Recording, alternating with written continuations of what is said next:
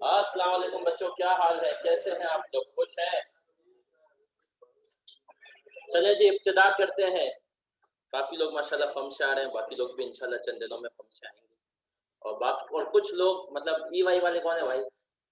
है कोई E Y वाला हिसाब? क्योंकि तो ई वाई वालों को जब हम भी थे तो हमारी हसरत रहती थी यार, ई वाई वाले कभी फर्म के कपड़ों में जब हम पढ़ते थे तब कभी भी नहीं आते थे यार। तो आज भी बहुत सारे बच्चों को AFF और KPM देने के बाद ये ख्याल होता है काश ई वाई में होता। और अब ये ख्याल मेरे ख्याल में शिद्दत से बढ़ चुका है, क्योंकि मेरे ख्याल में स्टाइपेंड भी बढ़ा दी है। ऐसा ही है सुल्तान साहब? स्टाइपेंड बढ़ाई भी है, अच्छी बात है। फर्म जब ये काम करते ना कि किसी ने स्टाइपेंड बढ़ा दिया, किसी ने बोनस दे दिया, तो एक बहुत बड़ी बात होती है फर्म के लिए, मैं आपको सच बताऊं। जी बच्चों, आवाज आ रही है? ऑल ए आवाम, आवाज आ रही है? चले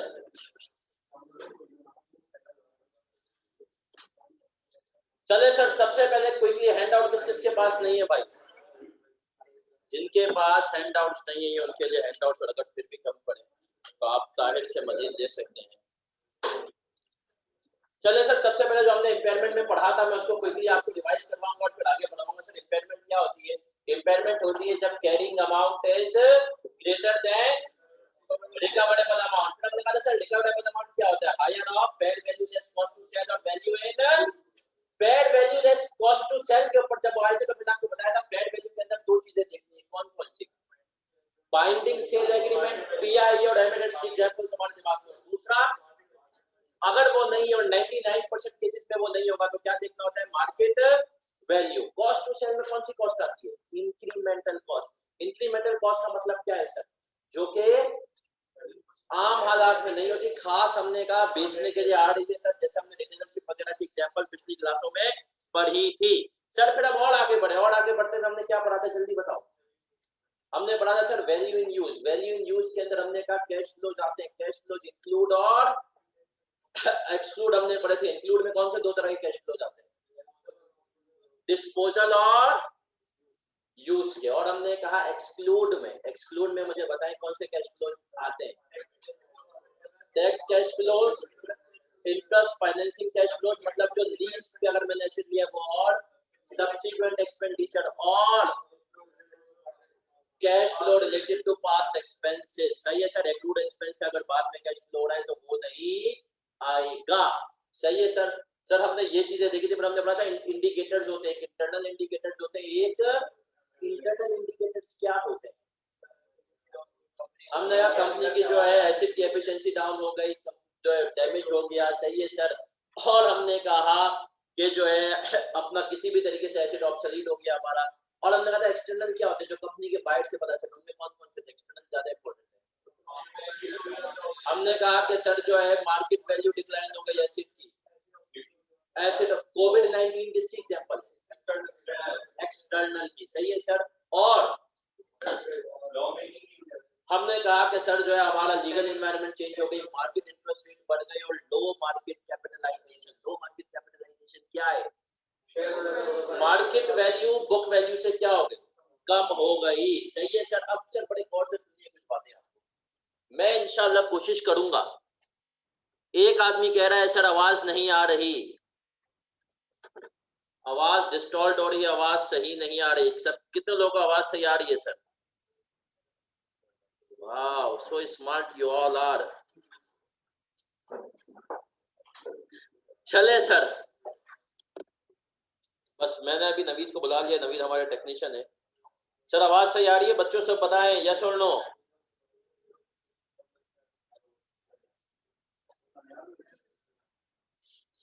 मेजॉरिटी को सर सही आ रही है आवाज। बस नवीद एक मिनट के लिए थोड़ी देर ऊपर आके बैठ जाए, ठीक है? आगे आवाज। चलिए सर अब सुनिएगा, मैं इंशाल्लाह कोशिश करूंगा कि आप लोगों को यहाँ पर प्रैक्टिकल अपने तजुर्बे की बेस पर बताऊं चीजें, और आप लोग जब इंशाल्लाह ऑडिट में जाए तो आपको प्लान कैसे कैसे बेवकूफ बनाएगा, सही है, उसको आपने कैसे टेकल करना है। और सर एक ऑडिट प्रोसीजर देखें, अब आप याद रखें, अब आप CA फाइनल में हैं, अब आपका जो ऑडिट का पर्चा होगा ना उसमें सर वो आपको ना पूरी खतरनाक वाली जो है ना अकाउंटिंग की ट्रीटमेंट्स देगा। और बोलेगा आप ऑडिट पॉइंट ऑफ व्यू से बताओ ये सही है या नहीं, तुम इसमें क्या चीजें कैसे वेरीफाई करोगे, मतलब उसके लिए अगर आपके पास वैसी अकाउंटिंग की नॉलेज नहीं हुई तो आप गए। अब सराय क्लाइंट के पास अगर आप जाएंगे ना इम्पेयरमेंट करने, यकीन माने 99% टाइम क्लाइंट बोलेगा हमें इम्पेयरमेंट की जरूरत भी नहीं।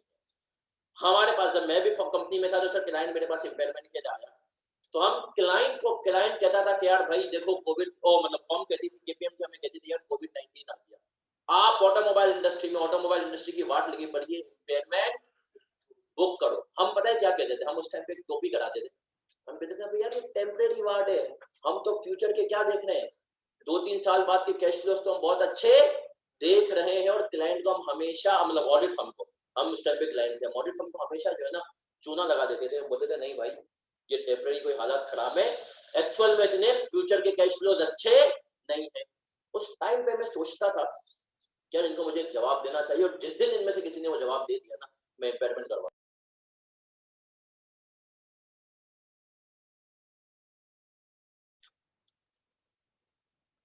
पहली चीज तो आप लोग याद रखें, पहली चीज तो आप लोग याद रखें सर कि जो इम्पेयरमेंट की एक रिवर्सल का भी कॉन्सेप्ट मौजूद है। इम्पेयरमेंट जैसे हमने कहा आती है वैसे ही क्या हो जाती है, रिवर्स भी हो जाती है। तो क्लाइंट कभी ये कहे हमें इम्पेयरमेंट की जरूरत नहीं है तो आपने उनको क्या कहना है कि भैया अभी रिकॉर्ड कर लो, फ्यूचर में रिवर्स कर देना। दूसरी चीज, क्लाइंट आपको जब भी इम्पेयरमेंट करेगा तो आपको जो एज एन ऑडिटर क्या चीज गौर से देखनी है, ऑडिटर एज एन ऑडिटर क्या चीज आपको गौर से देखनी है। जी बच्चों आवाज आ रही है?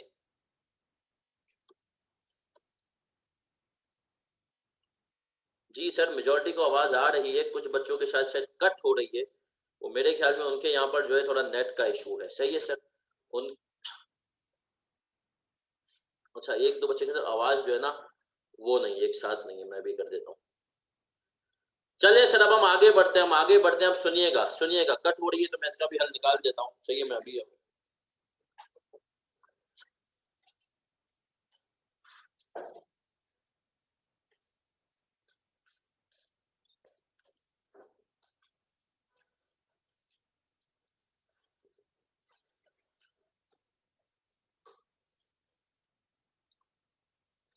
कुछ बच्चे कहने सर ऑडियो ही नहीं है, मुझे लग रहा है जिनका ऑडियो है ज्वाइन ऑडियो करना भूल गए।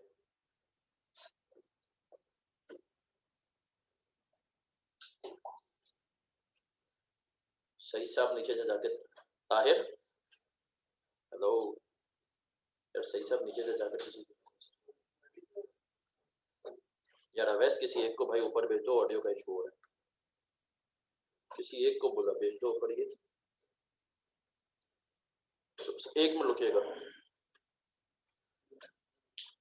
यार अवैस, किसको एक बंदा ऊपर आ जाए, बच्चे कह रहे हैं कि ऑडियो जो है ना आके स्लो होती जा रही है। सही है बस तो यार माइक चेंज कर देना, बच्चे कह रहे हैं ऑडियो वो हो रही है, स्लो हो रही है ना। चले सर आ जाए, अब आ जाए, इधर देख ले मेरा बच्चा। जी सर, तो हमने कहा जब आप क्लाइंट की इम्पेयरमेंट पे जाते हैं, ऑडिट पर जाते हैं, तो क्लाइंट आपको जो है इम्पेयरमेंट में जो 2 नंबरी करेगा ना वो करेगा वैल्यू इन यूज में। Fair value less cost to sell में वो ज्यादा 2 नंबरी कर नहीं सकेगा। क्यों नहीं कर सकेगा सर? एक्सपर्ट का वहां पे ओपिनियन चाहिए होता है, मार्केट वैल्यूज ऑडिटर चेक कर सकते हैं कोई भी एसेट हो उसकी। लेकिन वैल्यू इन यूज में क्या होता है, कैश फ्लोज जो है ये क्या होती है सर, अजम्पशन होती है। मैनेजमेंट उन अजम्पशंस में सर क्या करती है, तो हमने कहा सर मैनेजमेंट जो है उस अजम्पशन को मैनिपुलेट करती है। तो यहां पर आपने as an auditor value in use की वेरिफिकेशन में सारी अजम्पशंस को जो है कोरोबोरेट करना है, मैनेजमेंट से पूछना। चलिए सर अब हम आ रहे हैं reversal of impairment. Reversal of impairment पिछली क्लास में हमने देखा था सर, सवाल इम्पेयरमेंट कब होती है क्या होती है। अब ये टॉपिक हमने सर एफआर 1 लेवल पे नहीं पढ़ा हुआ। एफआर 1 पे इम्पेयरमेंट तो है सर, लेकिन एफआर 1 पे उसका रिवर्सल नहीं है। यहां पर हमने कहा सर इम्पेयरमेंट का रिवर्सल है व्हेन, करेंगे कब, indicators of reversal exist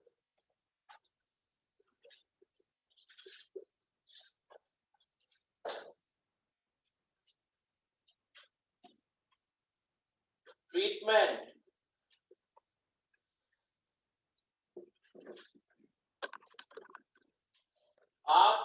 reversal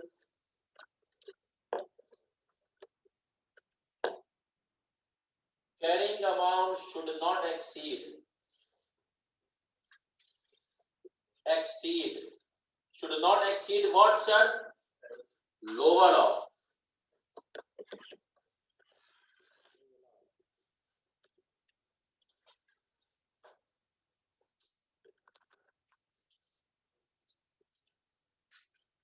जरूरत नहीं उसकी, इतनी बड़ी तरक्की वो भी एक साथ। जी बच्चों, आवाज सही है?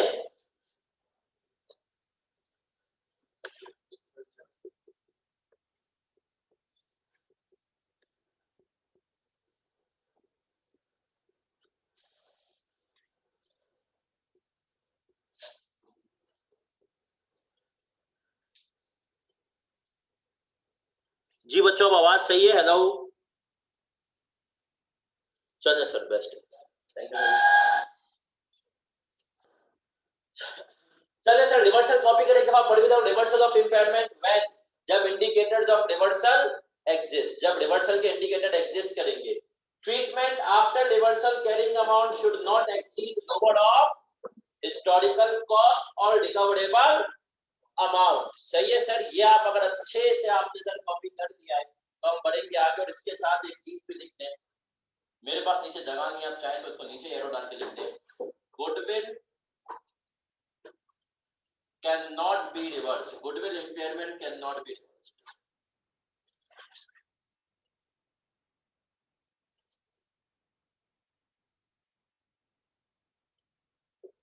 चले सर,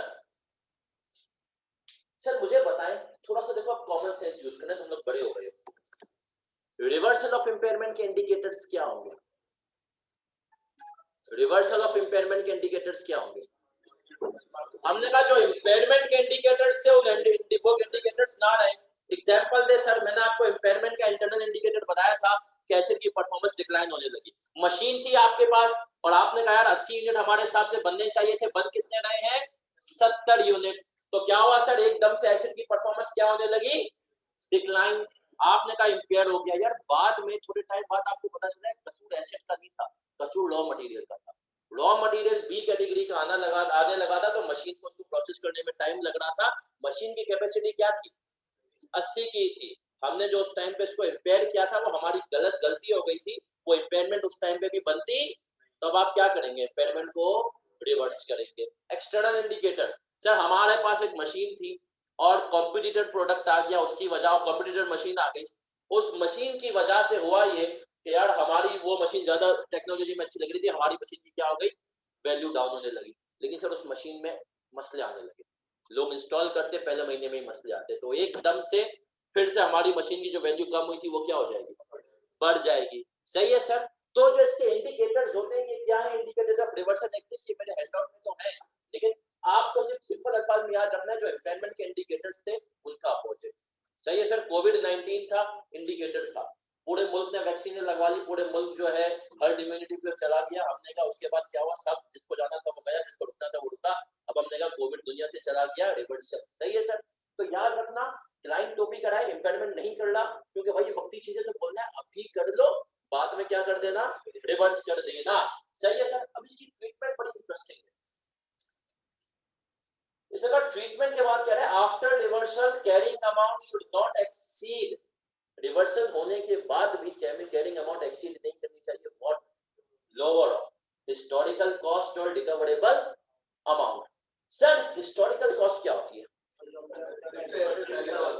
हिस्टोरिकल कॉस्ट होती है कि सर जिस पे आपने एसेट को परचेज किया हो और उसके बाद जो नॉर्मल डेप्रिसिएशन लगती गई हो वो वैल्यू। सही है सर। उसके अंदर कोई इंपेयरमेंट का इंपैक्ट शामिल नहीं होता, कोई रिवैल्यूएशन का इंपैक्ट शामिल नहीं होता। सही है सर। तो हिस्टोरिकल कॉस्ट क्या होती है? Cost minus accumulated depreciation without the impact of revaluation और इंपेयरमेंट। चाहो तो इसके साथ लिख भी दो, cost minus accumulated depreciation।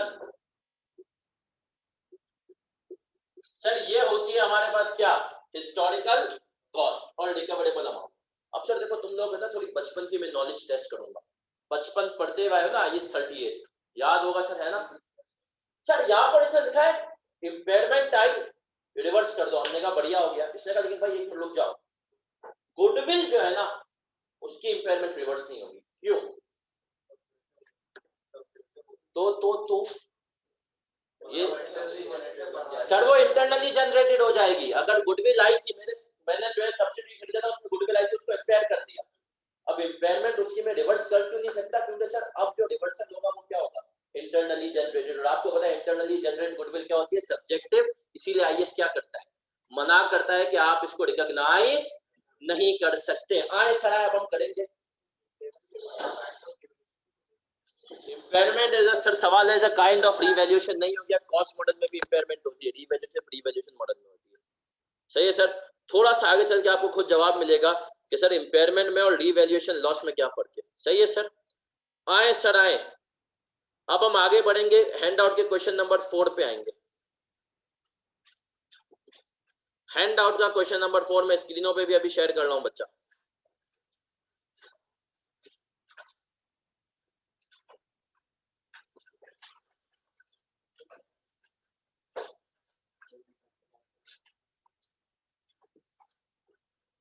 Yes sir, goodwill कोई सी भी हो, गुडविल बेटा अक्वायर्ड गुडविल ही होती है। मतलब हमने कहा गुडविल, हमने कहा इंटरनली तो हम वैसे ही रिकॉग्नाइज नहीं कर सकते। एक सवाल आया कि सर अक्वायर्ड गुडविल के ऊपर भी इंपेयरमेंट रिवर्स की होती है, तो हमने कहा बेटा गुडविल क्या होती है?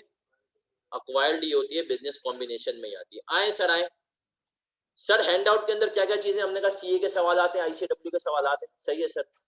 हर कॉन्सेप्ट के ऊपर इंशाल्लाह आपको सवाल मिलेगा। इसके अलावा कुछ और अच्छे सवालात भी हैं जो एफआर 1 लेवल के 2 लेवल के जो हैं, जिसको मैंने आपके असाइनमेंट के लिए रखा हुआ है कि आप वक्त मिलने पे उसको करेंगे, उसके इंशाल्लाह आपसे आंसर शेयर होंगे। लेकिन आ जाए सर क्वेश्चन नंबर 4 पे आ रहे हैं। आईसीआईडब्ल्यू का सवाल है, रिक्वायरमेंट सबसे पहले पढ़नी है। क्या कह रहा है ये शख्स? What should be the carrying amount of the license in the statement of financial position of Cowbird at 31 December 2007 according to IAS 36 impairment of assets? हमने कहा Cowbird company operates in a television industry. It acquired a license to operate in a particular region for 20 years at a cost of rupees 10 million on 31 December 2003. Cowbird policy was to amortize the fee paid for the license on सीधी लकीर basis. By 31 December 2005, it had become apparent that Cowbird had overpaid for the license and measuring recoverable amount by reference to value in use, it recognizes impairment charge of 4.05 million, leaving a carrying amount of 4.95 million. Sir अब तक कहानी में क्या हुआ? इसने कहा 2003 31 दिसंबर को acquire किया था, मतलब बिल्कुल एंड में 2004 से सपोज करो 2 साल यूज किया। उसके बाद हमें लगा कि भैया ये हमें किसी ने पागल बनाया, हमें महंगी चीज दे दी, इंपेयरमेंट आ गई। हमने कहा ठीक है सर बढ़िया है। फिर कह रहा है 31 दिसंबर 2007 the market had improved such that the conditions giving rise to the original impairment no longer existed. The recoverable amount of the license to value in use was now rupees 11 million. हमने कहा sir recoverable amount कितना था? 11 million. Copy कोई नहीं करेगा भाई, अभी copy कोई भी नहीं करेगा मेरा बच्चा। जब तक सर रूल याद रखें हमारी क्लास का, जब तक जो है मैं ना कहूं कॉपी नहीं करना। हम सिर्फ समझेंगे, आपके पास कैलकुलेटर होना चाहिए। सही है सर, आपके पास कैलकुलेटर होना चाहिए।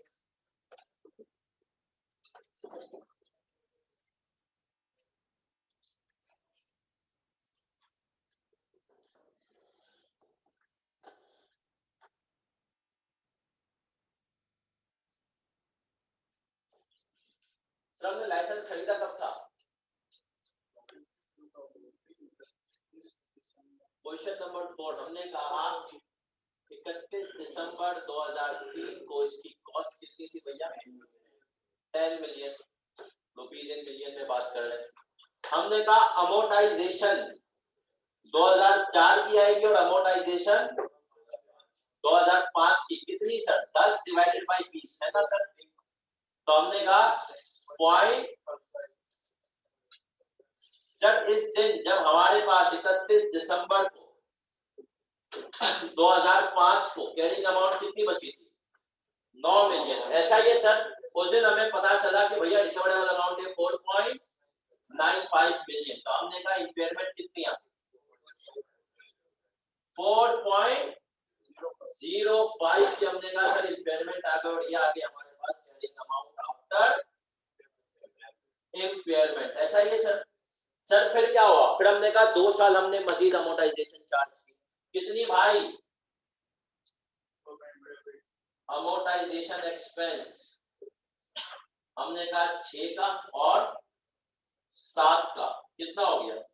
अब सर हमने कहा कितने से करेंगे, 4.95 डिवाइडेड बाई 18 कितना हुआ, 0.275।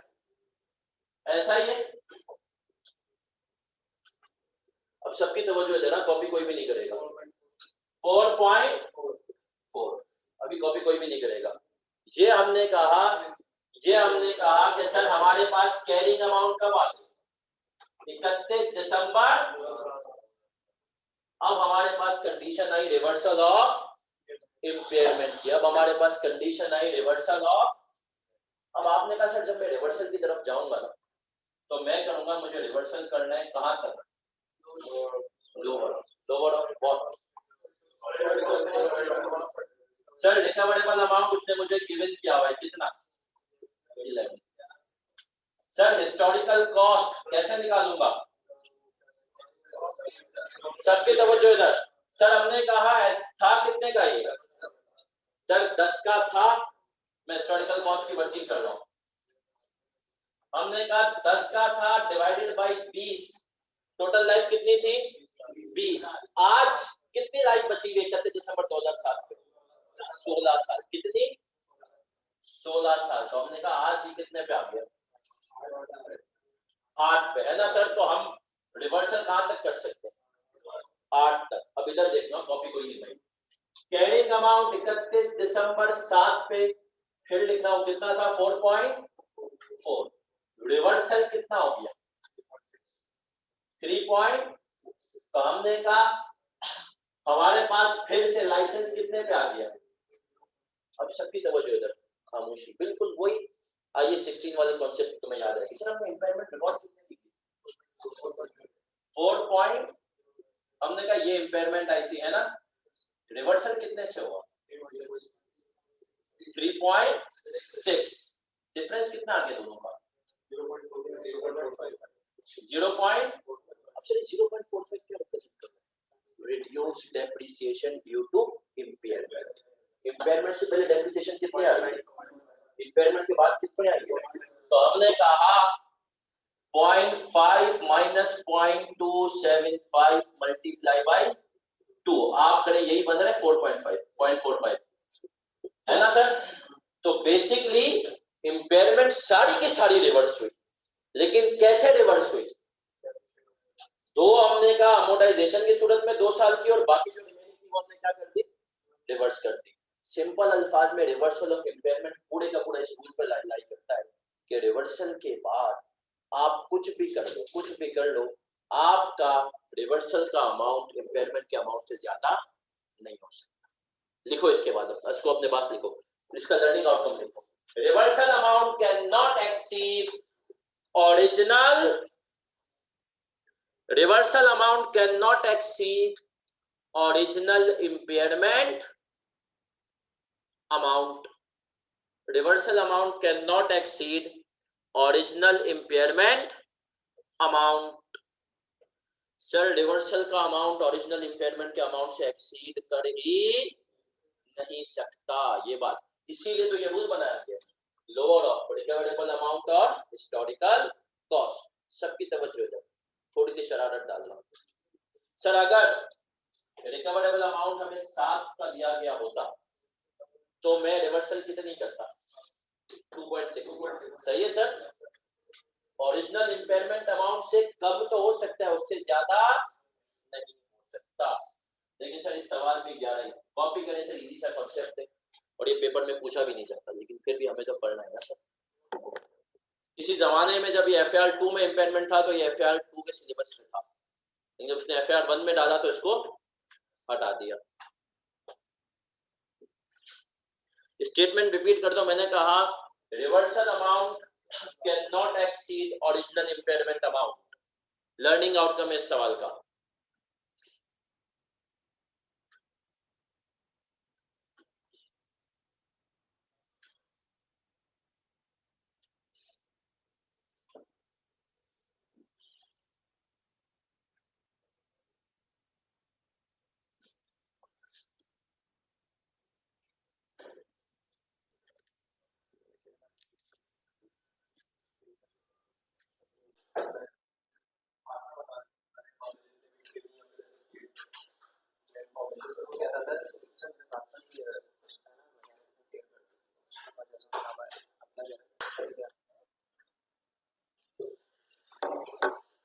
चलिए सर, एक दफा क्विकली मैं रिवर्सल ऑफ इम्पेयरमेंट के कॉन्सेप्ट को जल्दी से रिवाइज करा दूं।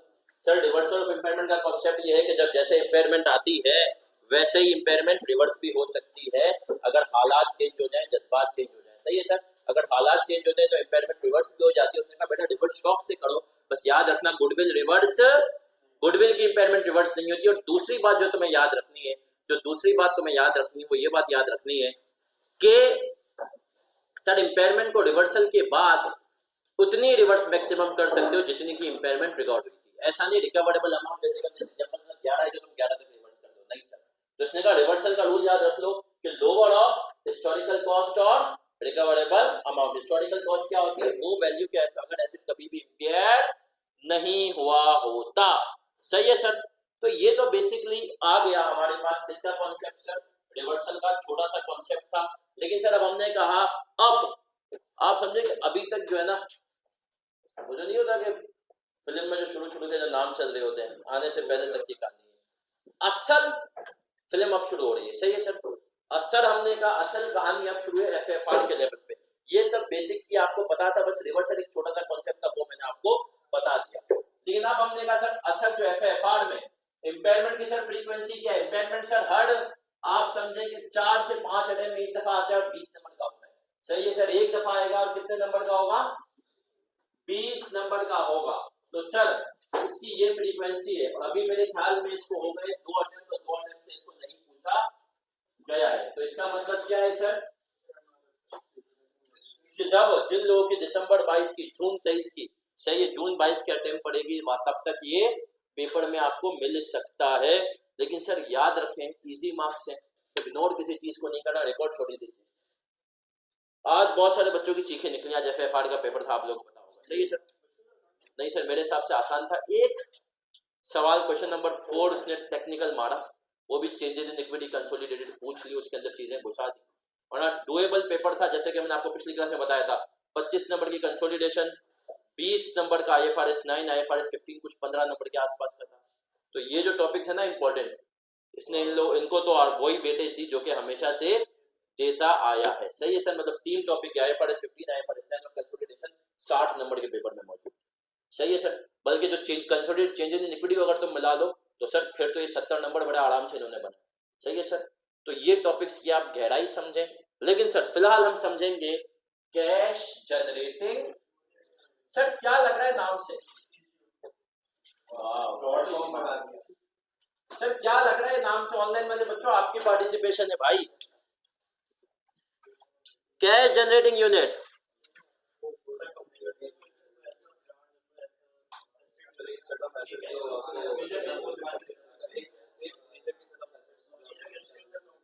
सेम नेचर के कैश जनरेटिंग यूनिट। सही है सर। चले सर अब जो है एक मतलब हम पेपर की तैयारी कैसे करें देखें। आप मेन टॉपिक्स को तो रिवीजन के लिए रखेंगे सर, इस किस्म के जो टॉपिक है खुदारा इनको सर साथ साथ अगर लेकर चले ना, क्योंकि जब एंड में इतना बड़ा सिलेबस होगा ना तो बेचारा एम्पेयरमेंट को आपसे इग्नोर मारेंगे। लेकिन आपकी क्लास के कॉन्सेप्ट अगर इसके अच्छे होंगे ना तो पेपर में जैसा भी सवाल है मैं आपको लिखवा दूंगा, लास्ट रिवीजन जो लिखवा दूंगा 1-2 क्वेश्चन, तो पेपर में जो आपको सवाल आएगा वो आप हैंडल कर लेंगे। लेकिन साथ रखेंगे इन टॉपिक्स को आपको प्रैक्टिकल रियलिटी बता रहा हूँ कि शायद एंड में रिवाइज करने का आपको इतना टाइम ना मिले, क्योंकि सर सिलेबस हाथी जैसा है, 10 महीने का सिलेबस है। सही है सर। तो आए सर हम पढ़े कैश जनरेटिंग यूनिट। सबसे पहले तो हमने कहा सर इसकी जरूरत और अहमियत और नीच समझते हैं कि इसको आने की वजह क्या थी। सर मुझे बताएं इम्पेयरमेंट जब हम टेस्ट करते हैं तो हमें चाहिए होता है रिकवरेबल अमाउंट। उसमें 2 चीजें होती है, फेयर वैल्यू और value in use. Value in use की अगर हम बात करें, मुझे बताओ आज अगर सर साजिद और सर खलील आपको कहें कि यार इस कुर्सी की मुझे जो है ना वैल्यू इन यूज निकाल करके बता दो, क्या आप निकाल सकते हैं? बहुत मुश्किल है सर। इस कुर्सी की वैल्यू इन यूज, ये वैल्यू इन यूज का मतलब क्या है? ये कुर्सी केएनएस को कितना कैश कमा करके देगी, ये एसी केएनएस को कितना कैश कमा करके देगा। आप बहुत मुश्किल है कि आप एक इंडिविजुअल, आप देखिए मशीन की वैल्यू इन यूज निकाल सकते हैं, बड़े एसेट्स की निकाल सकते हैं, उनमें भी बहुत सारे केसेस में नहीं निकाल सकते, लेकिन सर ये छोटे मोटे एसेट्स है ना, इनकी वैल्यू इन यूज निकालना क्या होता है? इम्पॉसिबल होता है। तो यहां से कॉन्सेप्ट आया भाई, लोगों ने कहा इसने जब इम्पेयरमेंट निकाला, बोले इम्पेयरमेंट तो निकाल दिया भाई, लेकिन हमें कुर्सी की, मशीन की, पंखों की, मतलब कैसे निकालेंगे इंडिविजुअल एसेट की वैल्यू इन यूज? तो आईएएस ने कहा रुको जरा सबर करो, एक कॉन्सेप्ट दे रहा हूं, कैश जनरेटिंग यूनिट। इसकी डेफिनेशन क्या है? सही है सर, इसकी डेफिनेशन है, आए पढ़ते हैं सीजीयू की डेफिनेशन क्या है, फिर हम आपको समझाएंगे इसको, आपको जरा टेस्ट करेंगे आपका दिमाग कितना अच्छा चल रहा है। सर पेज नंबर 2 पे आ जाएं समरी के, उसमें cash generate is the smallest identifiable group of asset, smallest identifiable को अंडरलाइन करें, group of assets that generates cash inflows that are largely independent of the cash inflows from other assets or group of assets। सही है sir, ये smallest group of assets होगा जो कि आपको क्या करेगा, कैश जनरेट करके दे सकता है। अब सर आए प्रैक्टिकल लाइफ की, मैं आपको एग्जांपल अब दूंगा सर, आपने मुझे बताना है, आपकी फर्म की एग्जांपल होगी, ओके जरा अभी सब समझ। सर हम बात करते हैं यूनिलीवर की, यूनिलीवर भाई कितनी कैटेगरीज में करता है? Home care,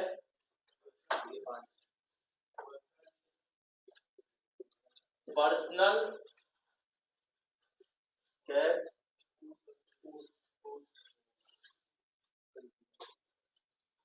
foods, refreshments. सही है सर, हमने कहा इन 4 कैटेगरी में काम करता है। होम केयर का आपको प्रोडक्ट पता है ना सर, सर्फ एक्सेल है, डोमिक्स है, कंफर्ट है। सही है सर, लक्स से तो क्या खर्च होता है। हमने कहा पर्सनल केयर पे आते हैं sir, personal care, personal care में सनसिल्क, लक्स। सही है सर, हमने कहा क्लियर फॉर बेस्ट। फूड्स में इनके 2 ब्रांड है, नॉर और रफान। फिर हमने कहा सर रिफ्रेशमेंट्स में इनके पास 2 चीजें आती है, टी और आइसक्रीम। सही है सर। अब सुनना सर, अब आप सबके कॉन्सेप्ट की सर टेस्टिंग, हमने कहा टी और आइसक्रीम आती है। अब हमने कहा आइसक्रीम का इनका ब्रांड किस नाम से आता है? वॉल्स, है ना सर। अब वॉल्स के भी क्या है सर, सब ब्रांड। बताओ भाई वॉल्स की आइसक्रीम, मैग्नम, कॉर्निटो, और बताओ पीस, और एक और बता दो, कोई भी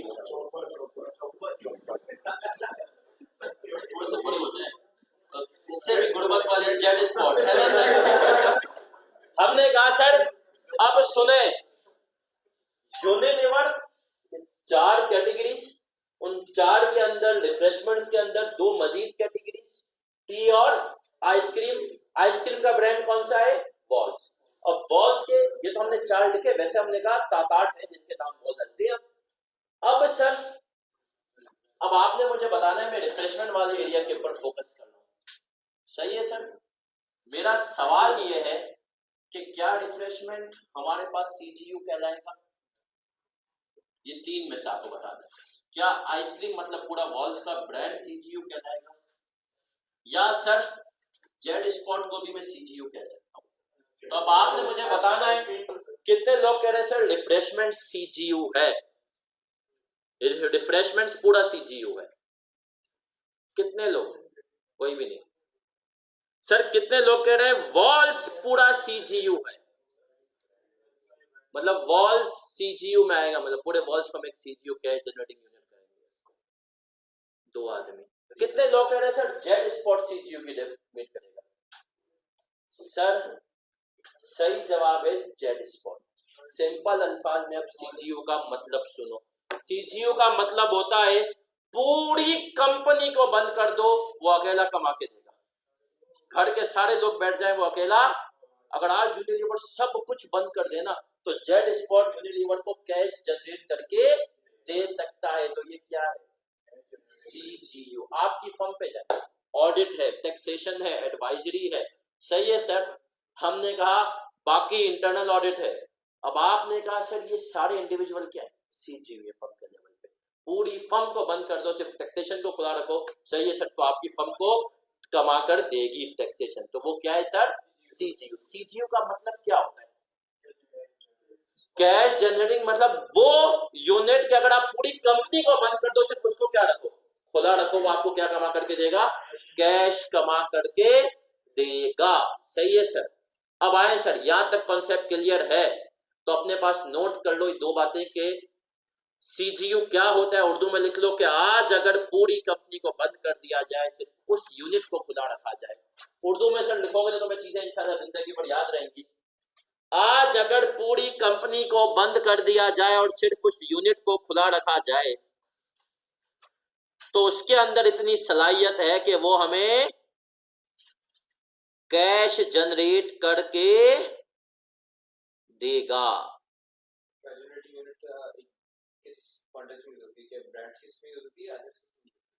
हमने कहा सब कैसेट्स के केस में, इसके अंदर तो एसेट्स, सही है सर। तो हमने कहा जेट स्पॉट अगर हमने कहा इसको खुला रखें तो हमें क्या करेगा? कैश जनरेट करके देगा। आपकी फर्म में सारे डिपार्टमेंट बंद कर दे, सिर्फ ऑडिट खुला रखें तो वो भी कैश जनरेट करके देगा। तो फर्म के लिए क्या है? केनिस की एग्जांपल दूं, केनिस में हमने कहा CA है, ACC है, CA में भी कैफ है, CA फाइनल है।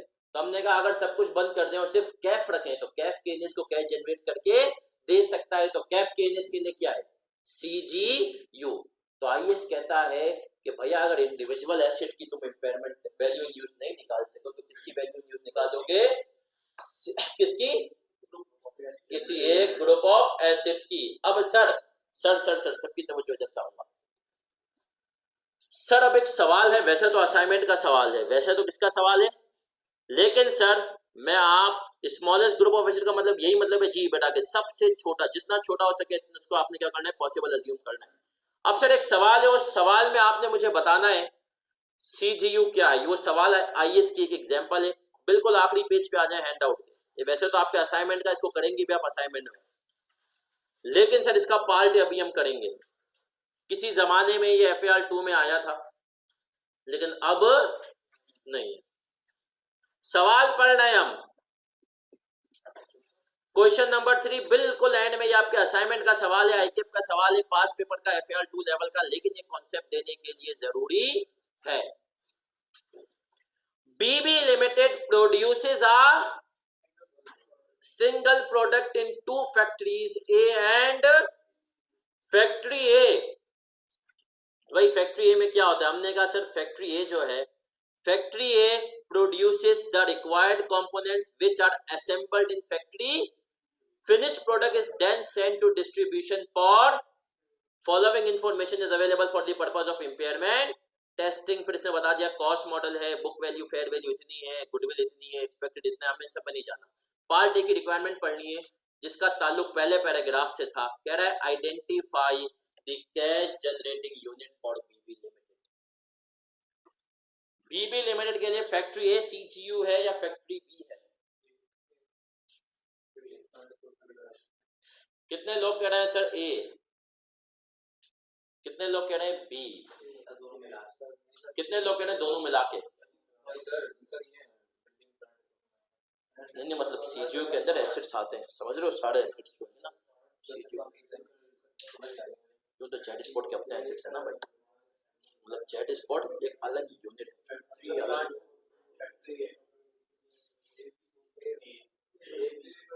कितने लोग कह रहे हैं सर फैक्ट्री A है खाली? सब बताएंगे भाई, सब सब सब सब। कितने लोग कह रहे हैं सर A और B दोनों मिला करके है? और कितने लोग कह रहे हैं सर B है? सर सही जवाब है दोनों मिलाकर। कंपनी के पॉइंट ऑफ व्यू से देखो तो सर A जो है यूनिट्स बनाता है, B उनको असेंबल करता है। बेसिकली IFRS की एग्जांपल है ऑटोमोबाइल इंडस्ट्री की। ऑटोमोबाइल में सर क्या होता है? ऑटोमोबाइल में उनका एक अलग यूनिट होता है जो कि प्रोडक्ट्स बना रहा होता है, दूसरा उनकी बहरान बना के आपको पकड़ा देता है, सही है सर। तो हमने कहा सर ये दोनों क्या है? एक दूसरे के ऊपर डिपेंडेंट है। अगर तुम एक B को बंद कर दोगे तो जो A है उसके यूनिट जब तक गाड़ी नहीं बनेगी उसके फायदे नहीं। और अगर तुम बी क्या कहते हैं ए को बंद कर दोगे तो बी कहां से लेकर आएगा प्रोडक्शन के लिए। तो हमने कहा दोनों मिला करके हैं। जी कोई सवाल नहीं सर, हमने कहा हो सकता है उसके प्रोडक्ट की डिमांड ही ना हो। नहीं डिमांड ही ना हो, उतनी डिमांड ही ना हो कि इसके स्पेयर पार्ट्स को कैश में वो कोई और भी बना करके दे सकता हो। सर अगर ये हमें यहाँ पर ये कह देता ना कि ए के आउटपुट की अलग मार्केट भी है तो हम कहते हैं ए अलग है, सही है। लेकिन इसने यहाँ पर ऐसी कोई बात का मतलब ये नॉर्मल है कि जब भी इस किस्म का सीन होता है, सही है सर, कहीं तुम्हें कोई बोले यार एक बंदा बोले यार मेहरान का दरवाजा इससे ले ले, स्टीयरिंग उससे ले ले, खुद बना लेना। तो सर आपने कहा मुश्किल है ना भाई ये। तो सर हमने कहा यहाँ पर क्या ये बेसिकली एग्जांपल किसकी है, ऑटोमोबाइल इंडस्ट्री की, कि उसमें सर सारे यूनिट्स मिला करके क्या होते हैं। तो सीजीयू की डेफिनेशन क्या है, सबको बंद कर दो उसको खुला रखो वो कैश जनरेट करके देगा। ये सिंपल अल्फाज में हमने डेफिनेशन बताई। अब आए सर आगे बढ़ूंगा। सीजीयू सर सबको क्लियर है तो लिख दे सीसी।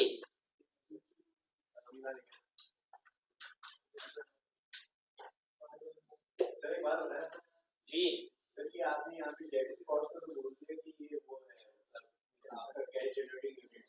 तो यूनिलीवर के केस में हम डेट कॉस्ट को कैश जनरेटिंग यूनिट बोल रहे हैं, कैश जनरेटिंग यूनिट को फाइनेंशियल स्टेटमेंट पर्सपेक्टिव में किधर शो करेंगे। नहीं, कैश जनरेटिंग यूनिट सिर्फ इंटरनल इंपेयरमेंट टेस्टिंग के लिए सीजीयू अलग से बैलेंस शीट पे शो नहीं होता। बैलेंस शीट पे जब पीपी आएगा तो उसमें जेड स्पॉट की पीपी भी आ जाएगी। तो कैश सिर्फ इंपेयरमेंट टेस्टिंग के लिए सीजीयू का कॉन्सेप्ट है, एक्सट्रैक्ट्स में कहीं भी सीजीयू शो नहीं होता, सही है सर। तो इसका लिंक इंपेयरमेंट टेस्टिंग से किस तरीके से, मतलब इंपेयरमेंट टेस्टिंग के लिए कंपनी को इजाफी मेहनत करनी पड़ेगी, सीजीयू को आइडेंटिफाई करना पड़ेगा, फिर इंपेयरमेंट होगी। क्योंकि मजबूरी क्या है यार, आप अलग से जेड स्पॉट को जो जेड स्पॉट का सपोज करो डिपार्टमेंट में, पूरा जेड स्पॉट का डिपार्टमेंट है, फैक्ट्री में एक जगह है उसके तुम इसी की वैल्यू यूज नहीं निकाल सकते। तो इसीलिए तुम्हें सीजीयू का कॉन्सेप्ट याद रखें, फाइनेंशियल स्टेटमेंट्स में कहीं भी सीजीयू अलग से नहीं आ रहा होता भाई। वो सीजीयू के जो एसेट्स हैं वो टोटल कंपनी के एसेट के साथ मिलकर किसमें आ जाते हैं, पीपीई में, सही है सर। अब हमने कहा सर सीजीयू जो है ना विद गुडविल भी होता है और विदाउट गुडविल भी। अब मैं आपको ये एग्जांपल अभी सर यूनिलीवर दे दूंगा। सर आप सारी एग्जांपल यूनिलीवर की क्यों दे, क्योंकि यार उस कंपनी में 2-2.5 साल में मैंने बिजनेस सीखा। बाकी मैंने के इलेक्ट्रिक में भी जॉब की, पीडब्ल्यूसी में भी की सर, वहां पर मैंने जो है ना फाइनेंस में घुसा, बिजनेस नहीं सीखा। यहाँ पर क्या सीखा है, बिजनेस, कि बिजनेस कैसे होता है सर। तो मुझे इसकी इंजन और ज्यादा अच्छे से पता है सर। हमने कहा विदाउट गुडविल और विद गुडविल, विदाउट गुडविल और विद गुडविल सीजीयूज होते हैं सर। क्या मतलब, एग्जांपल देता हूं। जैसे अभी हमने एग्जांपल पढ़ी जेड स्पॉट, भाई यूनिलीवर का अपना बनाया हुआ है ना सर, ये क्या है, विदाउट गुडविल है, इसकी कोई गुडविल नहीं है सर। विद गुडविल सीजीयू की एग्जांपल दें। विद गुडविल का मतलब है कि आपकी सब्सिडरी होगी, यस सर, क्योंकि गुडविल कब आती है, बिजनेस कॉम्बिनेशन में ना सर। तो विद गुडविल का मतलब क्या है, सब्सिडरी। अब हमने कहा सर ये बातें हम बचपन में भी पढ़ चुके हैं ना सर, मैं आईएफआरएस 8 के टाइम पे भी आपको बताता था, नहीं भी अभी सुन लें सर, कि सर यूनिलीवर को जो है क्या उनका एक स्टाइल है दुनिया भर में, वो ये नहीं करते कि पहले इन्वेस्टमेंट करें और फिर प्रोडक्ट चलाएं। बोलते हम इतने बड़े हैं कि हमारा नाम ही क्या है, काफी है। वो कहते हैं हम दुनिया भर में कहीं भी जाएंगे ना, हम सबसे पहले उनकी टीम आइडेंटिफाई करती है कि यार कराची में घूमो, हमें ये प्रोडक्ट लॉन्च करना है, कराची में एग्जिस्टिंग कौन सप्लायर है जिसके पास ये प्रोडक्ट बनाने की कैपेसिटी है, उससे मिलो, उसके साथ अरेंजमेंट करो, उसको बोलो तुम हमसे पैसे लो, उसको प्रीमियम दो, लेकिन उसको बोलो प्रोडक्ट तू हमें बनाकर देगा, हम उसमें सिर्फ ठप्पा लगाकर दे देंगे। ये इनका दुनिया भर का क्या है, मॉडल है, सही है सर।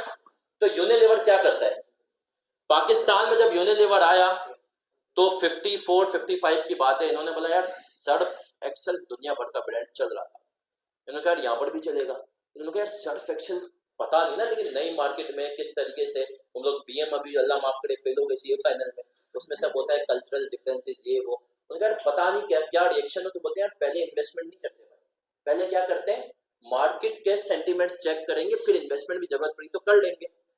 तो उन्होंने कराची में भाई पूरे पाकिस्तान में ढूंढा कौन है जो हमें सर्फ बना के दे सके हमारी रिक्वायरमेंट के हिसाब से। तो इनको साइट एरिया में एक फैक्ट्री समझ में, फतेह अली केमिकल्स, सही है सर। फतेह अली केमिकल्स, इनको एक फैक्ट्री समझ में आई साइड एरिया में कि यार ये लोग हैं, ये हमें सर्फ बना के दे सकते हैं। इनके पास गए और उनको कहा कि भैया छोड़ो ये तुम क्या चिल्लर काम कर रहे हो, हम पैसे डबल देंगे, अच्छे देंगे, तुम आज से हमारे लिए सर्फ बनाओ। सही है सर। और उनको दे दिया ठेका सर्फ बनाने का। यूनिलीवर उनसे सर्फ लेता, अपना स्टैंप लगा के, जैसे यूनिलीवर ब्लू बैंड के साथ ये करता रहा जब तक ब्लू बैंड यूनिलीवर का हिस्सा था, कि ब्लू बैंड डालडा से बनाता था, अपना ठप्पा लगा के दे देता था। आप समझते थे कि यूनिलीवर ने बनाया, असल में कौन बना रहा, डालडा। आप समझ रहे हैं सर्फ एक्सेल यूनिलीवर बना रहा है, असल में कौन बना रहा था, फतेह अली केमिकल्स। लेकिन सर फिर समझे, यहां से आपका थोड़ा बीएम लिंक है। यूनिलीवर ने कहा फतेह अली केमिकल्स को हम इतना बिजनेस देने लगे, इतना सर्फ एक्सेल हिट हो गया, बोला यार अब हमें रिस्क लग रहा है कि हमारा बच्चा जो है या बड़ा होके हमें यहाँ के दिखाएगा। अच्छा ये बड़ी कंपनियां पहली नजर में रखती हैं, इनको वही होता है। तो उन्होंने कहा अब एक काम करते हैं, 1973 4 या पता नहीं कब, कुछ अजने की बात है, ये फतेह अली केमिकल्स की मैनेजमेंट के पास गए और उनको बोला कि यार आप ये कंपनी हमें बेच दो।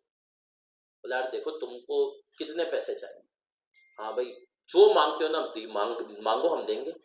उन्होंने फतेह अली केमिकल्स को क्या किया, खरीद लिया। क्यों खरीद लिया सर, क्योंकि उनको डर था कल कला को ये बात, फतेह अली केमिकल्स को अपना काम करना होगा, इस बात को अवामी करेगा कि इनके लिए सर्फ एक्सेल हम बनाते हैं। हमसे एग्रीमेंट क्या हुआ, खत्म हुआ और अपना पाउडर सस्ते में लेकर आया और ताबिश हाशमी से वो करवा दी, इसने ऐड बनवा दी है ना सर, कि महंगे पाउडर का सस्ता पाउडर। तो अब बड़ी कंपनी ने ये सोचा, यूनिलीवर ने फतेह अली केमिकल्स को खरीद लिया और हैवी गुडविल। सही है सर। तो अब मुझे बताओ फतेह अली केमिकल्स के यूनिलीवर का सीईओ है, यस सर, सर्फ एक्सेल बनाकर देता है, लेकिन कौन सा है, हमने कहा सर वो है गुडविल वाला सीजीयू। कौन सा वाला सीजीयू, गुडविल वाला सीजीयू है। Are we clear sir.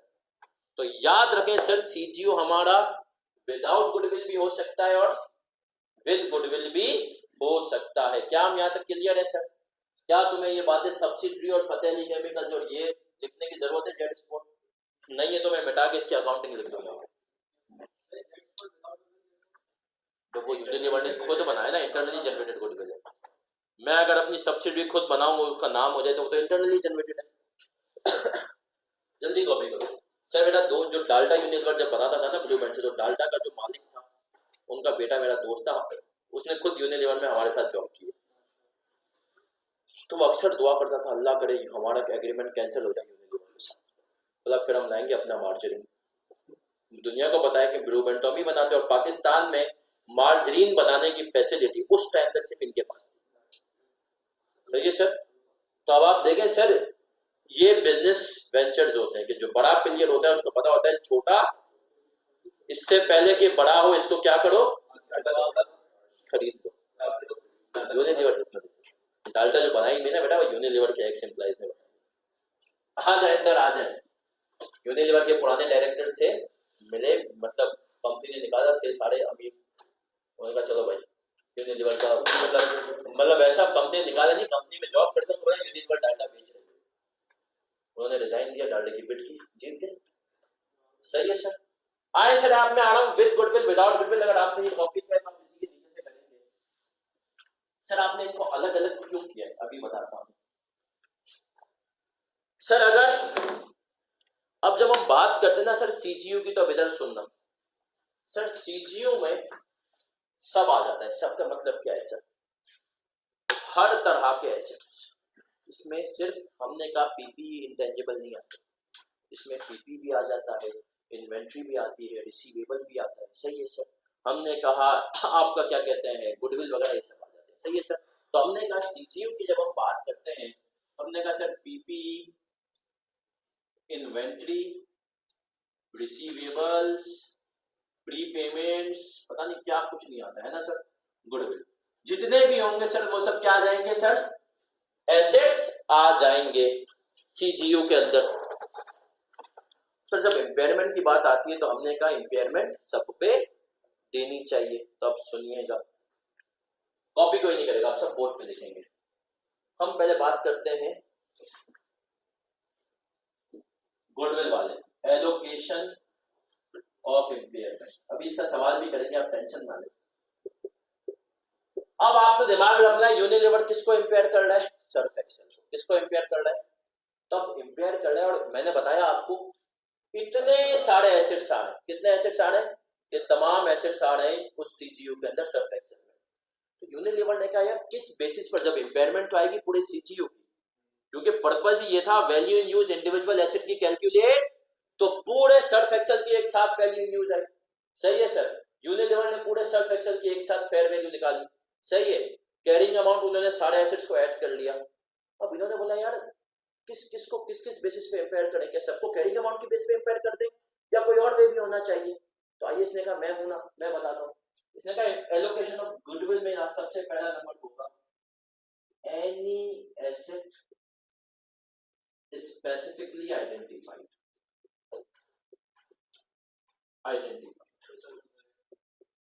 Sir any acid, भाई उन्होंने कहा सर्फ एक्सेल इंपेयर हुआ है और सर्फ एक्सेल का एक प्लांट जो है वो बिल्कुल जलकर लाभ तबाह हो गया, तो वो सर्फ एक्सेल का प्लांट इन्होंने क्या कर दिया, सबसे पहले आइडेंटिफाई कर दिया। सही है सर। दूसरा नंबर पे गुडविल, कौन होगा सर, गुडविल। तो याद रखना सर, अगर सीजीयू की इंपेयरमेंट की बारी आती है, देखो टेक्निकल चीजें शुरू हो, अगर उसने सवाल में हमें कोई बता दिया ऐसा एसिड है जो स्पेसिफिकली इंपेयर हो चुका है, पहले उसको करना है, लेकिन 99.9% नहीं बताएगा। तो इंपेयरमेंट की पहली गोली कौन खाएगा, गुडविल। गुडविल बोलेगा सबसे पहले मुझे इंपेयर करो। सही है सर। मैंने कहा इंपेयरमेंट की पहली गोली कौन खाएगा, गुडविल। यूजुअली पहला वाला यूजुअली नहीं होगा लाइन में। सही है सर। तो हमने कहा इंपेयरमेंट की बात आई तो जो है गुडविल सबसे पहले आगे आएगी, बोलेगी मैं सबके लिए गोली खाने के लिए तैयार हूं। सबसे पहले क्या करोगे, मुझे इंपेयर कर दो। क्या वजह है, लॉजिक क्या हो सकती है, इसको पहले क्यों हो रहा है, तो वही मैं बोल रहा हूं कि हमेशा गुडविल या फिर क्या पता कोई डर बैठ रहा हो कि वजह से गुडविल करना हम करते हैं। क्यों, आइए इसको क्या तकलीफ है इस मासूम से, तो जितना हमने परचेज किया था उतना आसान है, वो एक्स्ट्रा वैल्यू देगी। तो क्योंकि गुडविल जो आप जब भी आप कुछ क्यों गुडविल पहले, भाई ऑनलाइन मतलब तुम लोग भी हो क्लास में। गुडविल बेसिक टोटल एसेट्स जी बेटा दानिया उसमें वही था, हाँ बोले। तो goodwill basic total assets excess of total assets sir excess of total assets goodwill. दूसरी बात आइए कहता है भाई यार ये मतलब जो है गुडविल है तो सही, लेकिन बाकी सब एसेट्स के पीछे मुझे कुछ नजर आता है, ये खाली है। बोला यार इसको मैं चाहता हूं कि आप बैलेंस शीट पे ज्यादा देर टिकने ना दो, जहां मौका मिले इसको। सही है। तो गुडविल के पीछे ये है, और असल रीजन ये तो मिला कि यार गुडविल जो है कंपनी की वो वर्थ रही नहीं इंपेयरमेंट के बाद, तो जब वर्थ नहीं रही तो सबसे पहले ये गोली बेचारा खाएगा। इसके बाद सर सुनिएगा अगली चीज, remaining assets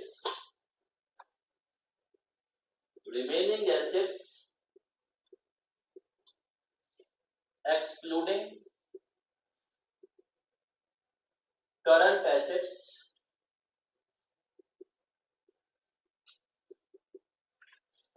on pro data basis, pro data basis. इसने कहा भैया इसके बाद रिमेनिंग एसेट को करोगे एक्सक्लूड, इनमें से क्या कर दोगे, करंट एसेट्स को on pro data basis. Pro data का मतलब क्या है, कैरिंग अमाउंट की बेस पर। प्रो डेटा का मतलब क्या है सर, कैरिंग अमाउंट की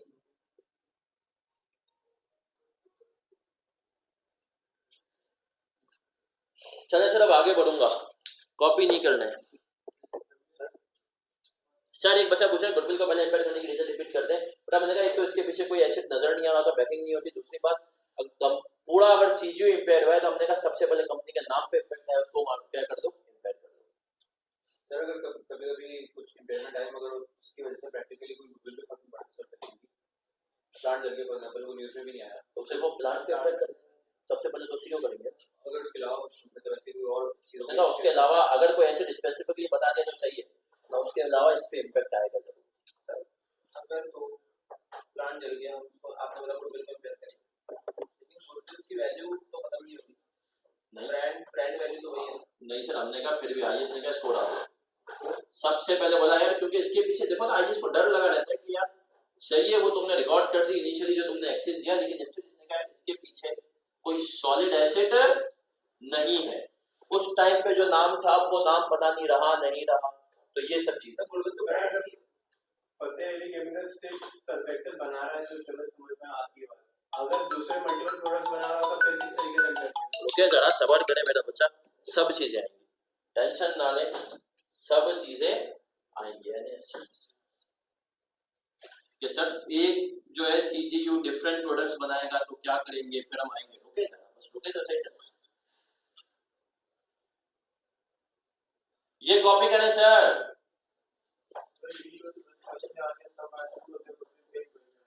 क्या करें पड़ता अपना सही सा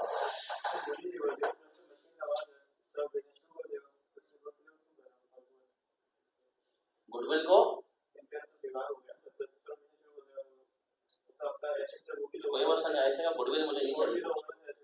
उसने कहा मुझे गुडविल बुक्स पे नहीं चाहिए भाई, ये जो एसेट है ना ये तुमने उस टाइम पर तुम्हें मुझे रिकॉर्ड करने दे दिया, लेकिन अब जो है आईएएस ने कहा इसको पूरा दस। यार देखो ना, पॉइंट इज दैट के कोई पीछे बेसिक नाम के पैसे और नाम आपको नजर इसको मेजर करना नहीं आता, मुश्किल है ना।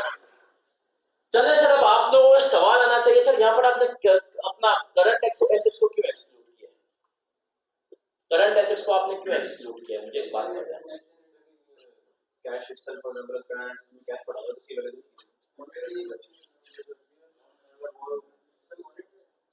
करंट एसेट एक बच्चा कह रहा है इम्पेयर नहीं होते,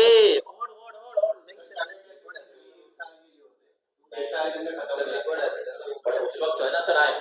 इसका जवाब ये, करंट एसेट यूजुअली अपने स्टैंडर्ड के हिसाब से इम्पेयर होते हैं सर। इन्वेंट्री आईएएस 2 के हिसाब से होती है, रिसीवेबल आईएफआरएस 9 के हिसाब से होते हैं। यूजुअली कैश इम्पेयर नहीं होता, प्रीपेमेंट वगैरह इम्पेयर नहीं होती। तो करंट एसेट्स यूजुअली अपने रिलेटिवली स्टैंडर्ड के हिसाब से इम्पेयर होते हैं। इसीलिए इसने क्या कहा, करंट एसेट्स को क्या कर दो, एक्सक्लूड कर दो।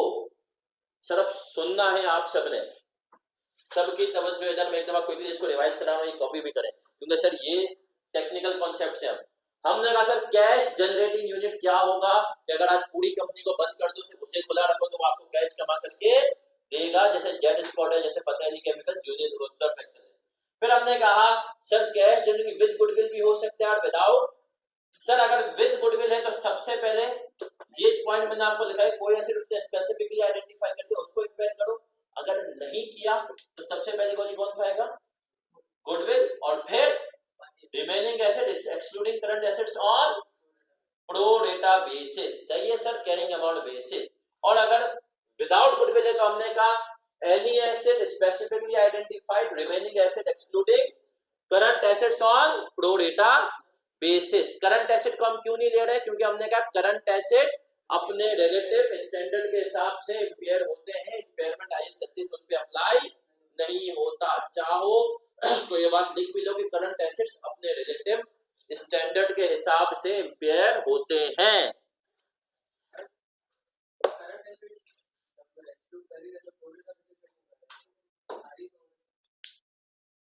सवाल करेंगे समझ आएगा। सही है सर। सर यहाँ पर वैसे तो आपको पता है सबको मैं आफरीदी का बहुत बड़ा फैन हूँ, लेकिन यहाँ पर थोड़ा सा मिसबा बनेंगे। सही है सर। चलिए सर आगे बढ़ूं, सवाल क्या है। अब जब सवालात पढ़ाएंगे ना तो सर हमने कहा मजा आएगा। आए सवाल आप पे,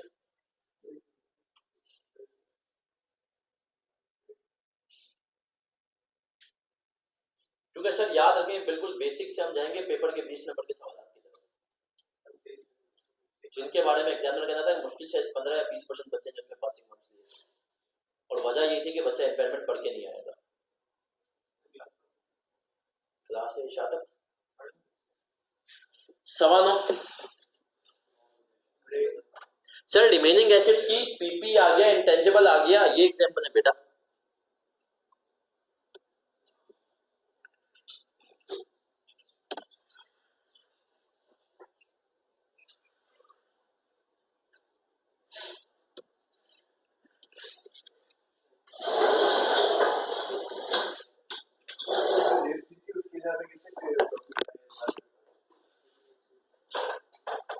यार कंसोलिडेशन तो जो मैंने कहा था फॉरेन करेंसी को, वो तो कॉम्प्लेक्स, वो तो लगा। IFRS 9 में तो उसने सभी को छुपो लिया, एक एक 2-2 मार्क्स का। चले सर, अब हम सवाल की तरफ आएंगे मेरा बच्चा। एनी एसिड स्पेसिफिकली आइडेंटिफाइड, उसने कह दिया भैया एक प्लांट पूरा जल के तबाह हो गया, उसको हमें पहले इंपेयर करना है। ये दफा एक सवाल, एक दफा ये ACCA में आया था। सुनिएगा सर, जो मैंने लिखा है ना एनी एसिड स्पेसिफिकली आइडेंटिफाइड, ये क्यों लिखा है? क्योंकि सर उससे पहले ना बच्चे ये पढ़ाया जाता था, सभी ये पढ़ाते थे बेध्यानी में कि भैया सबसे पहले गुडविल को उड़ा दोगे, गुडविल को उड़ा दोगे, गुडविल को उड़ा दोगे। उसने एक दफा ACCA में सवाल दिया, जिसको तुम लोग बड़ा हल्का समझते हो, उसमें उसने सवाल दिया, उसने कहा एक प्लांट पूरा जल के राख हो गया। सही है, लेकिन बच्चे के दिमाग में क्या था? गुडविल को उड़ा दो। उसने कमेंट्स में लिखा कि जब मैं कह रहा हूँ एक प्लांट पूरा इंपेयर हो गया तो भाई कॉमन सेंस यूज कर लो। सही है सर, तो आए सर आए, आगे बढ़ूंगा। हमने कहा क्वेश्चन नंबर 4 पे आऊंगा, क्वेश्चन नंबर, तबीयत से सर इंशाल्लाह इनकी प्रैक्टिस करनी है। देखिए सर, ये जो बेसिक प्रैक्टिस क्वेश्चन सेट हमारा चल रहा है ना, इसके क्वेश्चन नंबर 4 पे आऊंगा। 4 नहीं, sorry 5, question number 5। Question number 5 आ रहा है इंपेयरमेंट ऑफ CGU, इसके आगे लिख लें आगे without goodwill, impairment of CGU without good वाली will. A cash generating unit is made up of the following assets: plant and equipment, vehicle, factory building.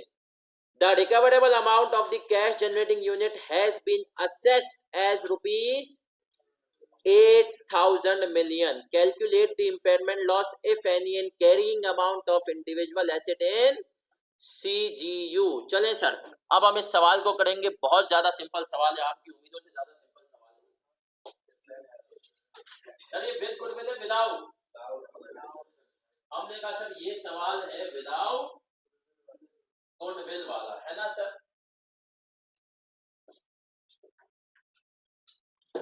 चले sir, अब सबकी तवज्जो इधर।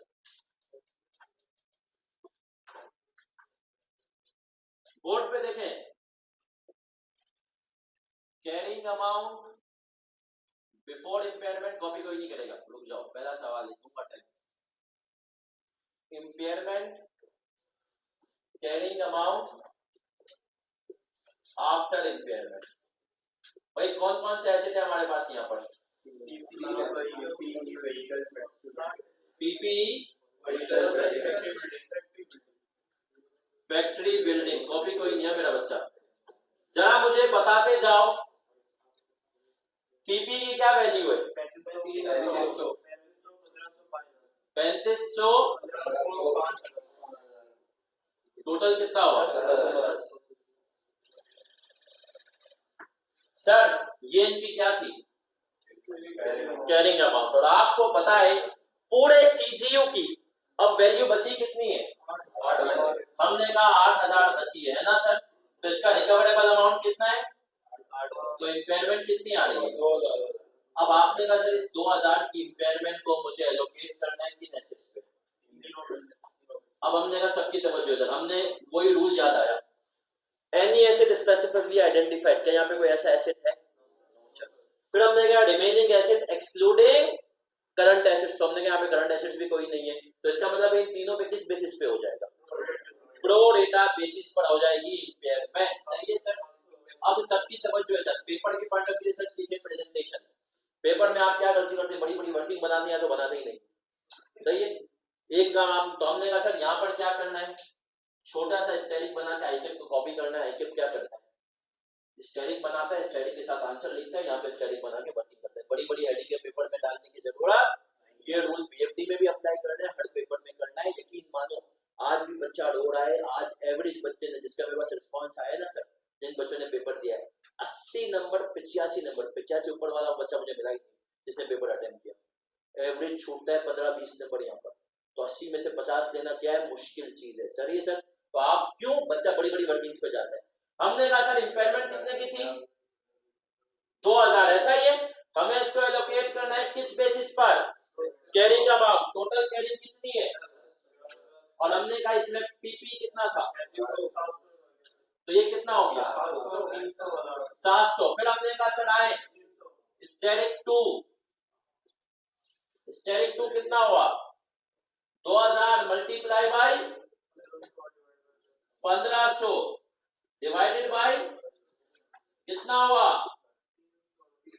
300 और बाकी ये कितना हो गया 1000। तो हमने कहा आफ्टर इम्पेयरमेंट ये हो गया 2800 और 4000। क्या हम क्लियर है? तो हमने कहा 10,000 तो हमने कहा ये हो गया 8000। सबकी तवज्जो इधर भाई, सबकी तवज्जो इधर। एंट्री क्या बनाऊंगा सर? क्या सीजीयू लेवल पे इम्पेयरमेंट लॉस एंट्री बनाऊंगा? नहीं, इम्पेयरमेंट एंट्री बनेगी इंडिविजुअल एसेट की बेस पे।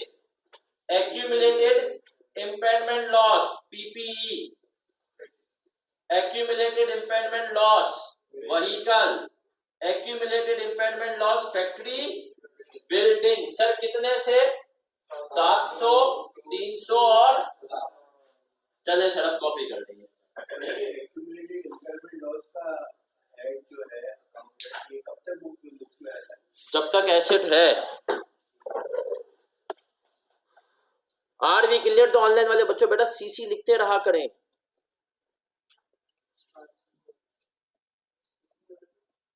Crystal clear.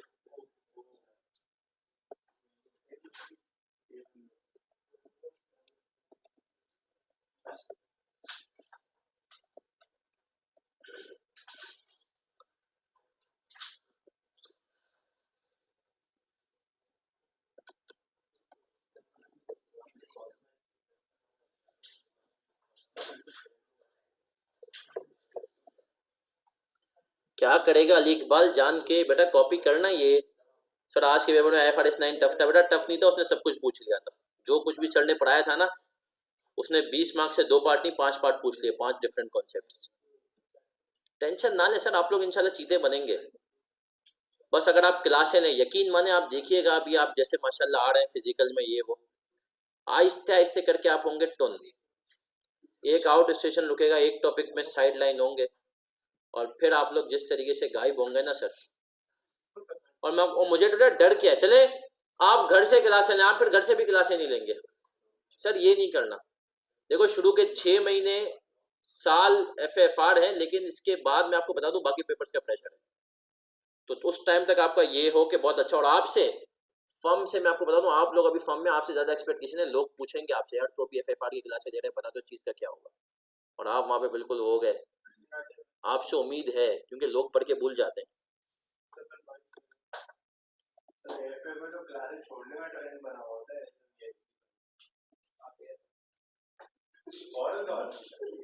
चले सर चले, आ जाए आ जाए आ जाए आ जाए, इधर इधर आ जाए। कॉपी कर लिया, इजी सा सवाल था सर ये। बाबा साईं जल्दी, बुध को हमारी टाइम टेबल फिक्स है सर। सर चले सर क्वेश्चन नंबर 6 पे आएंगे।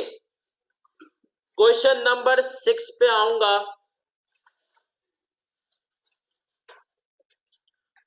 रिक्वायरमेंट में वही calculate impairment loss and carrying amount of individual assets in CGU। कह रहा है a cash generating unit is made up of the following assets: plant and equipment, vehicle, goodwill, trade receivable, inventory, ये दोनों भी आ गए, और factory building। Recoverable amount of the cash generating unit has been assessed as rupees 10,000 million। हमने कहा calculate the impairment loss if any and carrying amount of individual asset in the CGU।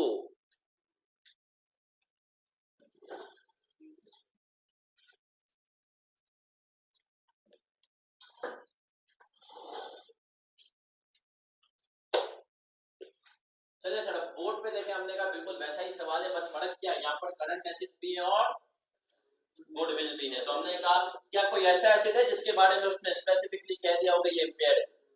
नहीं sir, अगर वो होता तो पहली गोली उसको लगती। सही है सर।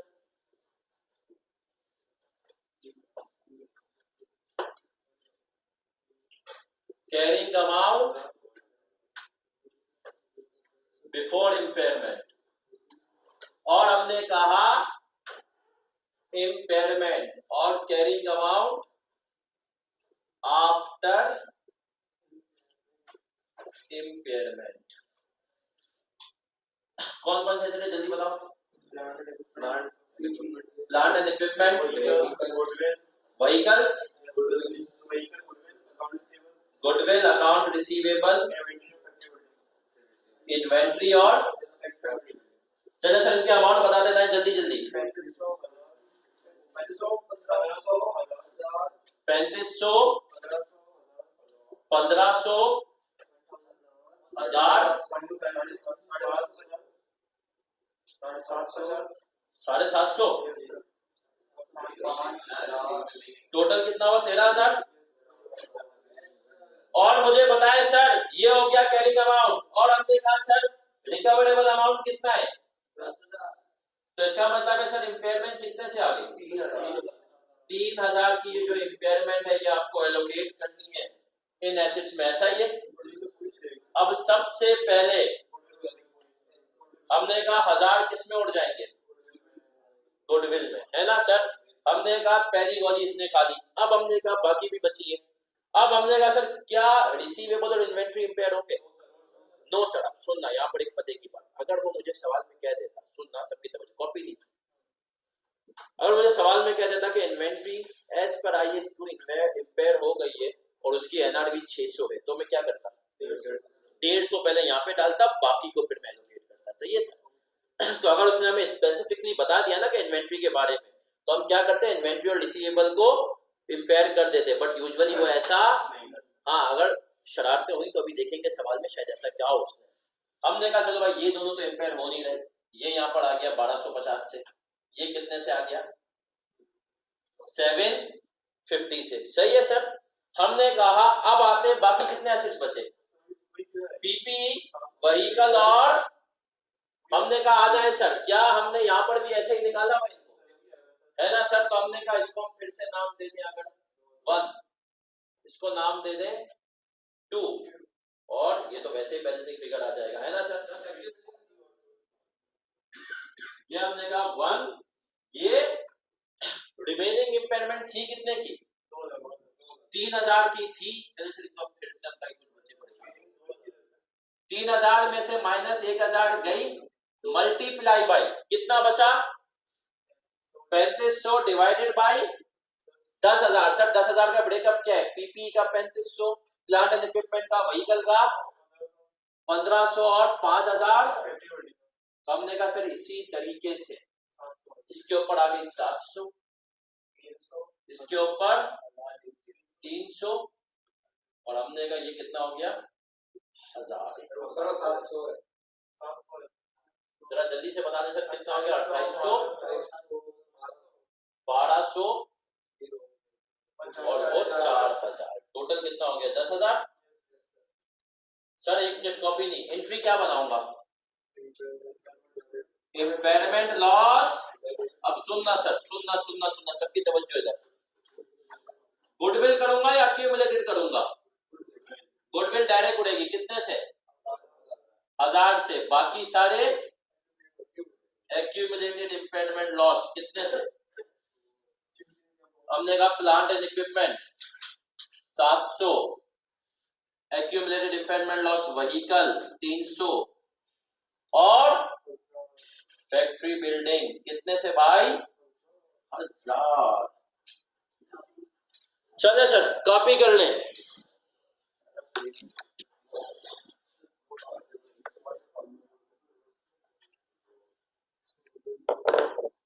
बेटा क्योंकि IS ने कहा सबसे पहली गोली गुडविल को उड़ा दो, गुडविल मुझे बैलेंस शीट पे चाहिए ही नहीं।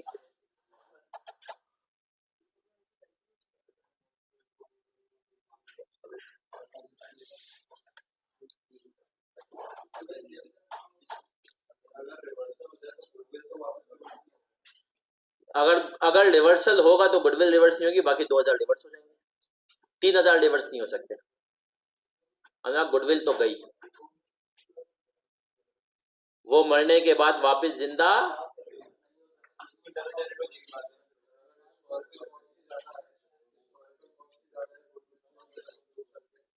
नहीं हो सकता, पॉसिबली नहीं है। बाकी जो एसेट बचेंगे उनकी स्टोरेज बहुत ज्यादा हो ही नहीं सकती। चले सर आगे बढ़े, इस सवाल का जरा लर्निंग आउटकम लिखें। इस सवाल का जरा लर्निंग आउटकम लिखें। नो इम्पेयरमेंट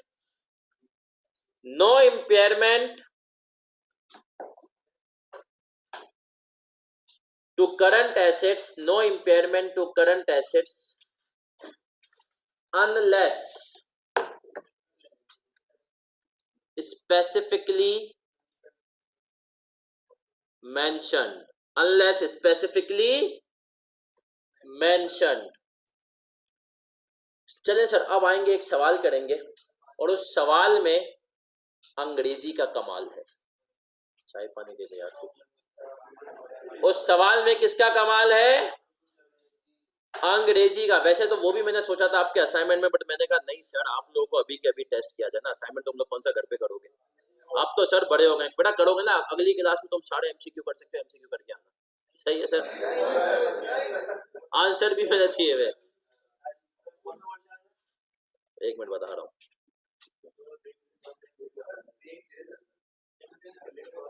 नहीं सर, ब्रेक आपको मिलेगा क्लास में।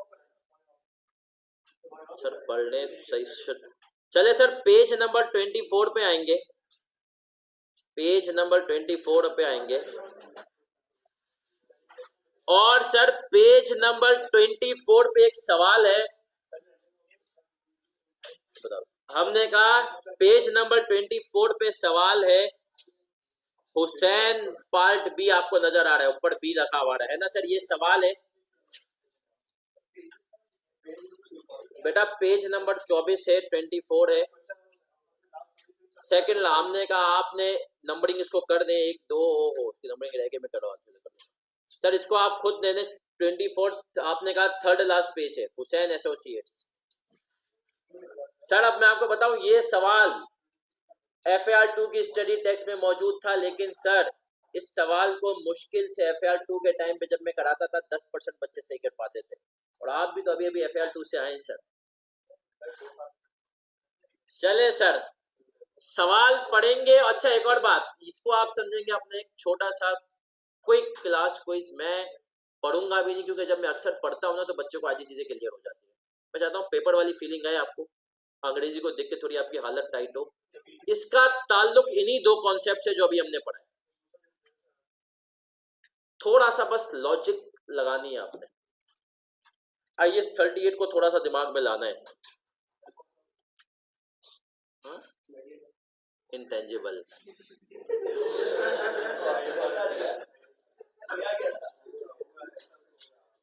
चले सर जल्दी, 5 मिनट है आपके पास। से सवाल देखिए, मैंने देखने में बड़ा लग रहा है, वैसे कोई खास है नहीं सवाल में, कुछ ऐसे चीज। पार्ट बी खुद से करना है सर, गलती से नहीं करना, ना पहली और ना ही आखिरी होगी।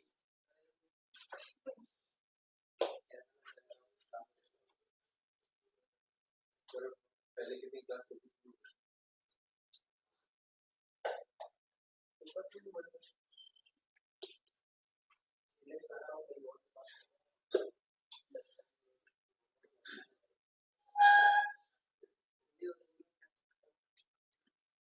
चलिए सर खुद से करें, यकीन माने ये आपको बता दो जिंदगी में ना CA फाइनल में आपको मौके नहीं मिलेंगे खुद से करने के। खुद से करें सर, बात आप नहीं कर पाएंगे, यकीन माने, और प्रैक्टिस नहीं ना तो आज बहुत सारे बच्चे लोड़ हैं सर CA फाइनल के FFR के पेपर के बाद।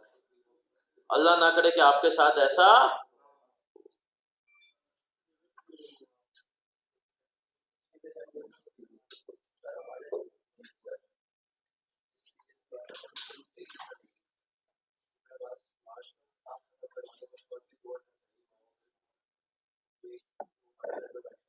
फॉर्म में जाएंगे ना आपके पास मसाइल होंगे तो आपको पता चलेगा। एंड में जो है ना, अल्लाह माफ करे, बच्चे वही अप्रोच पे होते हैं जब सर ये छोड़ दूं वो छोड़ दूं। सर रिकॉल मतलब जो है ना सर, मतलब मैं तो क्लासे ही नहीं ली थी, मैं आउट स्टेशन पे था, आपसे टॉपिक नहीं सर, इसके कितने % चांसेस हैं? चलें सर जल्दी जल्दी, सवाल इजी है।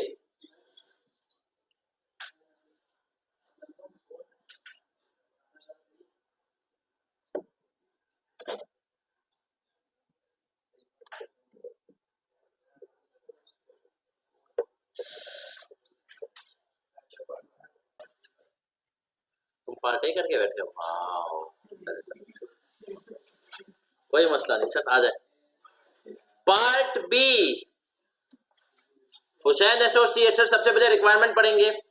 Calculate the amounts at which the assets of Sparkle Limited should appear in the consolidated statement of financial position of Hussain Associate Limited at 30 September 2016। Your answer should explain how you arrived at your figures. सही है sir, मतलब simple अल्फाज में इस line का मतलब क्या होता है, वर्किंग मांग रहे हैं। हमने कहा जो रिक्वायरमेंट है सर, याद रखें सबसे पहले जो आप सीए फाइनल में गलती करते हैं, रिक्वायरमेंट का फॉर्मेट नहीं बनाते, इसीलिए सर हमने क्या किया, सबसे पहले रिक्वायरमेंट का फॉर्मेट बना करके सामने रख दिया। आए, अब ये क्या कह रहा है, सवाल पढ़ते हैं। On 1 April 2015, Hussain Associates Limited acquired 100% of the share capital of Sparkle Limited, whose only activity is the extraction and sale of spa water. Sparkle Limited had been profitable since its acquisition, but bad publicity resulting from several consumers becoming ill due to a contamination of the spa water in April 2016 has led to unexpected losses in the last 6 months. Carrying amount of the Sparkle Limited's asset at 30 September 2016 are brand, land, purifying and bottling plant or inventories. Source of contamination was found and it has now ceased. हमने कहा seize कर दी, बढ़िया हो गया। Company originally sold the bottled water under the brand name of Sparkle Spring. Sparkle Spring के नाम से हम बेचते थे, but because of the contamination it was rebranded, its bottled as Refresh. After a large advertising campaign, sales are now starting to recover and are approaching previous levels. The value of the brand in the balance sheet is the depreciated amount of original brand name of Sparkle Spring. सही है sir, फिर कह रहे हैं the directors have acknowledged that rupees 1.5 million will have to be spent in the first 3 months of the next accounting period to upgrade the purifying and bottling plant. सही है sir, हमने कहा स्पार्कल स्प्रिंग था, उसके नाम की लग गई बात, अब हम क्या कर रहे हैं, किस नाम से, जो रिफ्रेश के नाम से आ रहे हैं। Inventories contain some old Sparkle Spring bottled water at a cost of rupees. The remaining inventories are labeled with the new brand Refresh. Samples of all the bottled water have been tested by health authority and have been passed fit to sell. The old water bottle will have to be relabeled at a cost of 250, but is then expected to be sold at the normal selling price of cost plus 50. Based on the estimate of future cash flows, directors have estimated that the value in use of Sparkle Spring at 30 September 2016 calculated according to the guidance in IS 36 is rupees 20 million. There is no reliable estimate of the fair value less cost to sell of Sparkle. Sir सिर्फ हमें value in use given है, क्या है sir, सिर्फ हमें value in use नहीं है, given है, फेयर वैल्यू गिवन नहीं है, तो रिकवरेबल अमाउंट क्या होगी, value in use. Fair value है नहीं तो रिकवर क्या होगी, वैल्यू इन यूज। आए सर, यहाँ पर आपको एक और कॉन्सेप्ट दे दूं, मैं आपको एक और concept,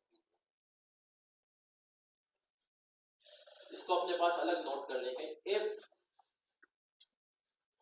fair value is not measurable या given, but value in use is measurable, recoverable amount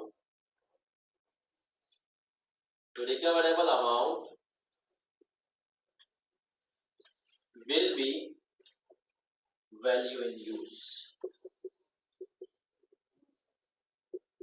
If value in use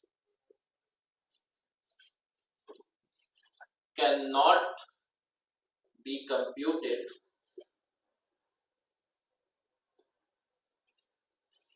then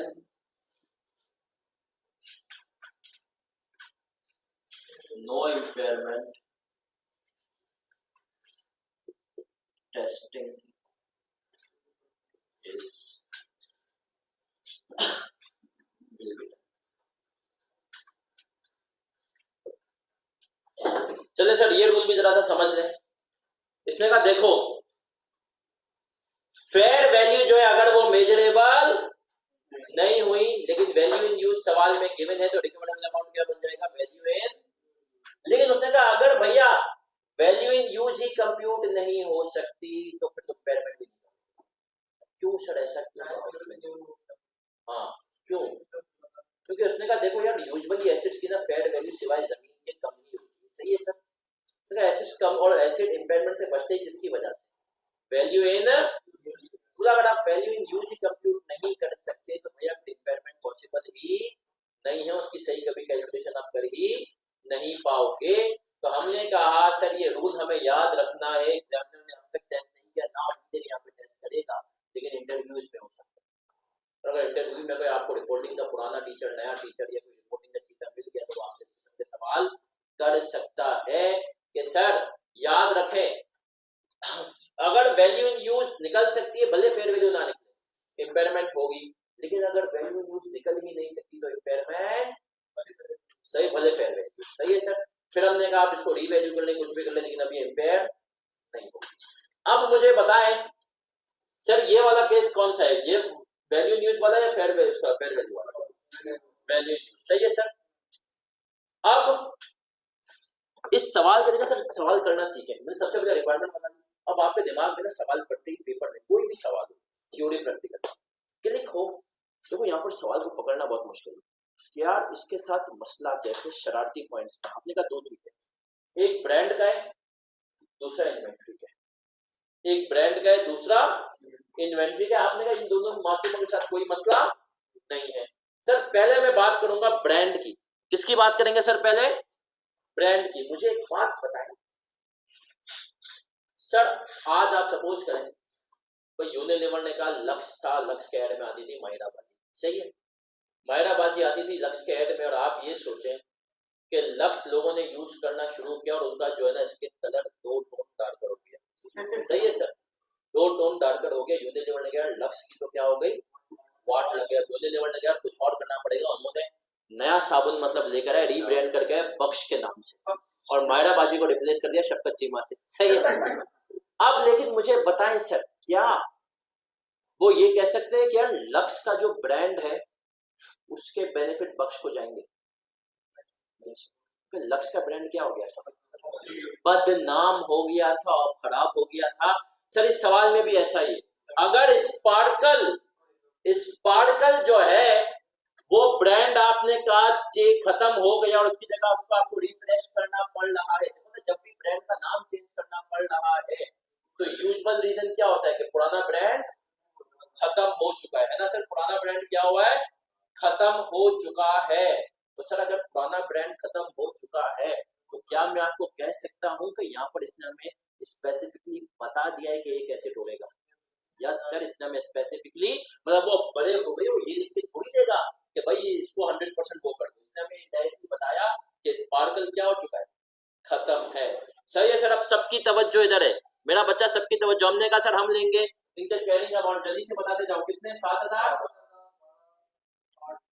12,000, 8,000 और टोटल कितना है, और हमने कहा अब इसकी रिकवरेबल अमाउंट कितनी है, रिकवरेबल अमाउंट कितनी है, हमने कहा 20,000। तो सर इंपेयरमेंट कितनी हुई, 12,000। मेरा बच्चा ऐसा ही इंपेयरमेंट कितनी हुई, 12,000। तो इसका मतलब है सर हमें 12,000 की इंपेयरमेंट एलोकेट करनी है, यस और नो, है ना सर। अब सुनना किसमें एलोकेट करनी है 12,000 की इंपेयरमेंट, इन सब में। लेकिन हमने कहा सर सुनिएगा, पहले हमने कहा सर रूल याद रखें, अगर किसी एसिड के बारे में कह दिया गया कि स्पेसिफिकली खत्म है तो उसको डालना। अब हमें सर देखें पेपर में ना तुम लोग वो एसीसी लिख के देता है कि प्लांट फुली वो हो गया, आईकेप कभी भी हरकत, आईकेप तुम्हें इसी तरीके से बताएगा कि ब्रांड का भाई जब तुम नाम चेंज कर रहे हो वो भी ब्रांड बदनाम हुआ है तो उसका मतलब है कि पुराना ब्रांड क्या हो चुका है, खत्म हो चुका है। तो आपने कहा 12,000 में से पहले गोली किसने खा ली, किसने खा लिया, आर वी क्लियर सर? अभी कॉपी नहीं करना, ब्रांड को आपने उड़ा दिया। अब आपने कहा सर लैंड और बिल्डिंग पे तो जाएगा ही जाएगा, लेकिन इसने इन्वेंट्री से रिलेटेड भी कुछ आपको बातें की है, इसने आए सर इन्वेंट्री से रिलेटेड क्या बातें की है वो पढ़ते हैं। कॉपी कोई नहीं करेगा मेरा बच्चा, हारिस बेटा ईशा पे बस एंड होगी। हाँ तो ब्रांड, तभी तो हमने ब्रांड को सारा का सारा, अभी तो देखो ना बैलेंस शीट में इस पुराने वाले ब्रांड के 7,000 आ रहे थे, तो हमने तभी तो उसको उड़ा के खत्म किया। हमने कहा इसको तो खत्म, तो वैसे ही खत्म। हाँ तो भी हमने कहा उसको उड़ाना तो है ना, उसकी कैरिंग अमाउंट तो जीरो करनी। आए सर आगे बढ़ते हैं। अभी मैं पढ़ रहा हूँ इन्वेंट्री वाला paragraph, third one. Inventories contain some old sparkle spring bottled water at a cost of rupees. The remaining inventory, हमने कहा टोटल 5 मिलियन में से कितनी पुराने वाली है? 2 मिलियन की। तो तुम्हारा दिमाग क्लियर हो गया, 3 के साथ तो इम्पेयरमेंट नहीं है, 2 मिलियन वाली है। और कहा the remaining inventories are labelled with the new brand Refresh, some of all the bottled water have been tested by the health authority and have been pass fit to. तो हमने कहा भाई पानी में कोई मसला नहीं था जिसके ऊपर स्पार्कल लिखा था, हमने कहा बढ़िया हो गया। फिर क्या कह रहा है, old bottle water will have to be relabelled at a cost of rupees 2.5 lakh, but is then expected to be sold at the normal selling price of cost plus 50। Sir ये बात क्यों कही हुई है? एनआरवी। अब देख रहे हो इसने इम्पेयरमेंट के सवाल में किन तो आईएस को टेस्ट किया, 38 को और आईएस 2 को। सही है सर। तो हमने कहा आ जाए, अब सबकी तवज्जो इधर। इन्वेंट्री की वर्किंग किस पे करते हैं, लोअर ऑफ कॉस्ट और एनआरवी, लोअर ऑफ कॉस्ट और। तो हमने कहा सर आ जाए, वर्किंग वन इन्वेंट्री। इधर देख लो इन्वेंट्री कितने की थी भाई, नहीं इन्वेंट्री 2 तरह की थी, 5 और 2। इसके साथ तो कोई इशू नहीं है, इसकी हमें क्या करनी है, एनआरवी टेस्टिंग। अब हमने कहा है सर एनआरवी टेस्टिंग करते हैं।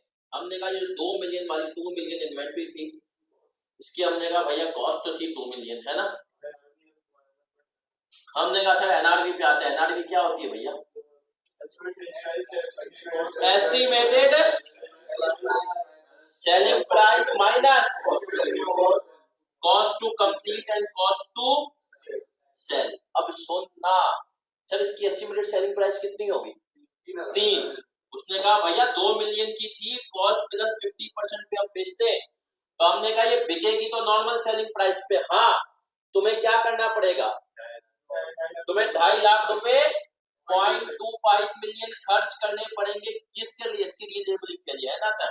तो हमने कहा वो कितना हो गया, तो हमने कहा ये इन्वेंट्री क्या इंपेयर हो रही है, नो सर, आईएस 2 के हिसाब से इन्वेंट्री इंपेयर नहीं हो रही। तो हमने कहा चलो भाई इन्वेंट्री की क्या हो जाएगी, कोई इंपेयरमेंट नहीं है। अब हमने कहा बाकी ये जो 2 है इनको क्या करेंगे, इंपेयर करेंगे। हमने कहा है सर इसकी इंपेयरमेंट निकालते हैं। बिल्कुल होगा सर, लैंड डेप्रिशिएट नहीं होता, इंपेयर होता है। हमने कहा बेटा लैंड इतनी आपको आजादी नहीं है।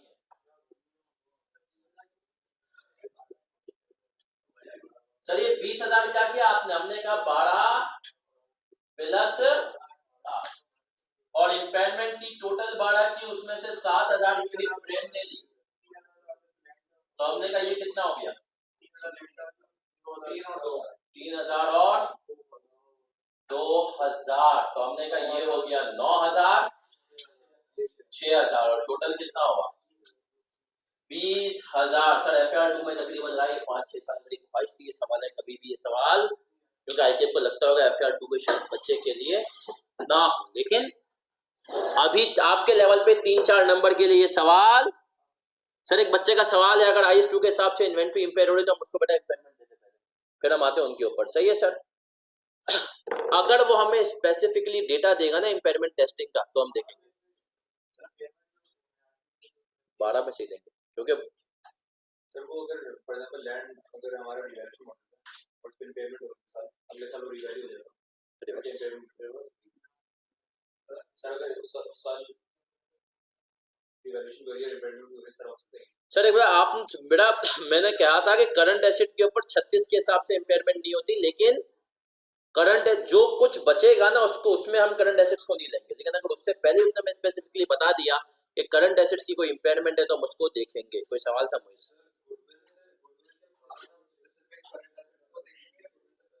गुडविल के बाद, बट यूजुअली वो हमें बता देगा उसका क्या है।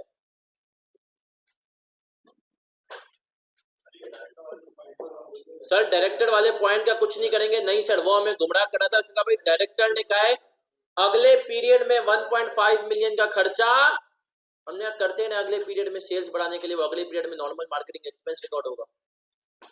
तो सर ये आप देख रहे हैं बेसिक चीजों के ऊपर अब हम घूमना शुरू होंगे, लेकिन याद रखें सर इम्पेयरमेंट को बड़ा क्लियर रखना है हमें।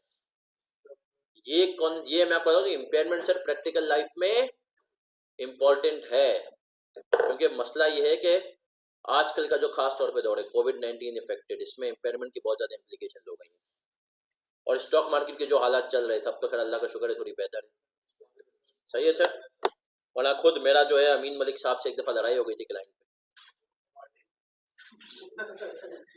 अमीन मलिक साहब कह रहे थे तुम्हारी इन्वेस्टमेंट एसोसिएट है तो उसको इम्पेयर कर, तो मैं उनको वही टॉपिक करा रहा था, सर ये स्टॉक मार्केट वक्ती तौर पे गिरी है, अभी उठ जाएगी। सही है, तो जो है बड़ा उनसे जो है इस बात पे बहस चली, अल्टीमेटली जो है इम्पेयरमेंट करनी पड़ी हमें, क्योंकि हम उनको 2 साल से पहले ये टॉपिक करा रहे, तो मैं इस साल तो नहीं मानूंगा। सही है, लेकिन तो सर ये याद रखें ये चीजें इंपॉर्टेंट होती हैं।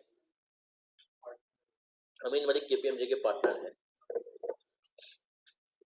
आर्टिकल उनकी फर्ग्यूसन की है, लेकिन फिर वो पार्टनर किसके लगे हैं सर, पता नहीं क्यों ऐसा होगा। कभी आप में जब उनका ट्रेनी लगे तो पूछिएगा, मशहूर वैसे ये कि उनका शब्बड़ साहब से फंडा हो गया। आ जाए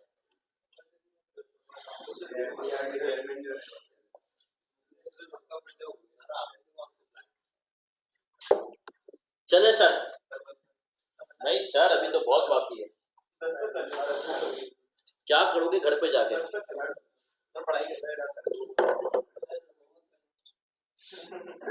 तो होमवर्क में सारे एमसीक्यूज है, मैं बता दूं। और उसको पता है कि अभी अगर हम लोग पेमेंट करेंगे फॉर एग्जांपल 20% 20% कंप्लीशन के बाद 10%, उसके बाद हम लोग क्या कंटीजेंसी बुक कर देंगे क्या आपकी पेमेंट करनी है? वो तो हम रिटेंशन मनी की बात करें, किसकी बात करें? रिटेंशन मनी कर लिया, माइलस्टोन पेमेंट तो बेटा पढ़ चुके हैं, माइफारेस्ट 15 रिटेंशन मनी भी उसमें आ गया है भाई, क्या है सर लास्ट बात। चले सर इस सवाल का लिखे लर्निंग आउटकम, इस सवाल का लिखे learning outcome, CGU with IS2, CGU with IS2 and IS38, cash generating unit with IS2 and IS38।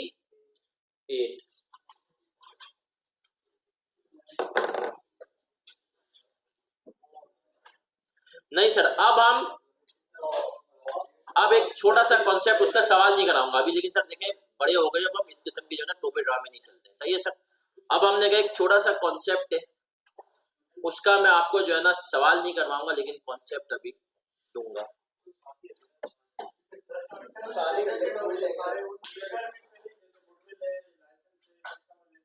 नहीं हमने कहा रूल है जिसके बारे में स्पेसिफिकली बता दिया सिर्फ गुडविल है, उसके बाद हमने कहा रिमेनिंग एसेट्स पे आ जाएंगे। अगर हमने कहा करंट एसेट्स नहीं तो करंट एसेट की यूजुअली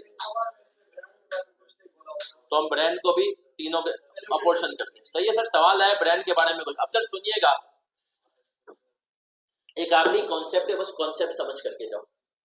हमने कहा सवाल उसका अगली क्लास में कराऊंगा अच्छे से। सीजीयू का समझो कि इफेक्टिवली जो है ना सीजीयू का अब तक का मतलब सिंपल सीजीयू का ये आखिरी कॉन्सेप्ट है। हमें आईएस ने कहा भैया इम्पेयरमेंट करो, हमने कहा करो ना, सबसे पहले स्पेसिफिकली आइडेंटिफाइड को हमने का उड़ा दिया, बोला फिर गुडविल को हमने का उड़ा दिया, बोला फिर रिमेनिंग एसेट्स पढ़ लाओ, हमने कहा वो भी कर दिया, बोला अब एक काम चेक कर लो, हमने कहा क्या? उसने कहा यार रिमेनिंग एसेट्स पे इम्पेयरमेंट के बाद तुम्हें एक काम चीज चेक करनी है। हमने कहा क्या पता? उसने कहा देखो सुनो, इस सवाल को अगर मैं लूं, किसको इस सवाल को लूं, तो उसने कहा इस सवाल में हम बात कर रहे हैं लैंड और बिल्डिंग। सही है, सपोज करो इसने सवाल में हमें उसकी लैंड और प्यूरिफाइंग, उसने सवाल में कह देता हमें कि यार वो लैंड जो है ना उसकी फेयर वैल्यू कितनी है? 10,000। कितनी है? 10,000 है। लैंड की फेयर वैल्यू उसने सवाल में हमें कह दिया कि कितनी है भाई? 10,000 है। भाई इसने हम पे जाते जाते एक और आखिरी रिस्ट्रिक्शन लगा दी। क्या उसने कहा? रिमेनिंग एसेट्स को इम्पेयर कर रहे हो, लेकिन यार एक बात का ख्याल रखना कि आफ्टर इम्पेयरमेंट कोई भी एसेट आफ्टर इम्पेयरमेंट, कोई भी एसेट कम ना हो। हमने कहा किससे कम ना हो। तो आए सर पहले इसको पढ़ेंगे, मैंने अभी आपको दिमाग में बनाया इसको, फिर हम समरी से पढ़ेंगे और फिर हम छुट्टी करेंगे। मतलब सवाल इसका भी नहीं करवाऊंगा, अलग सवाल, ये मेरा वादा है, ताकि अगली क्लास तक थोड़े हम खींचेंगे भी ना इंशाल्लाह। क्या कह रहे हो? बुध को होगी इंशाल्लाह। टाइम जी सर बिल्कुल ऐसा होगा, टाइम यही होगा, आप टेंशन।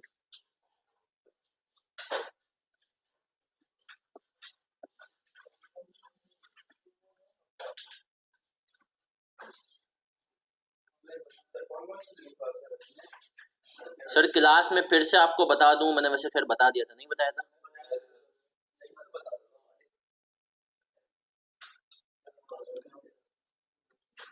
चले सर आ जाए।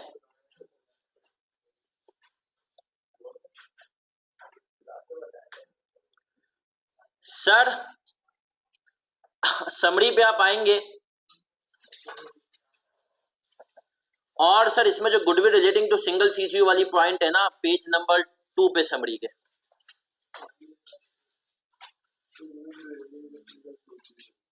इसके अंदर एक छोटा सा पॉइंट है जिसको अभी हम पढ़ रहे हैं।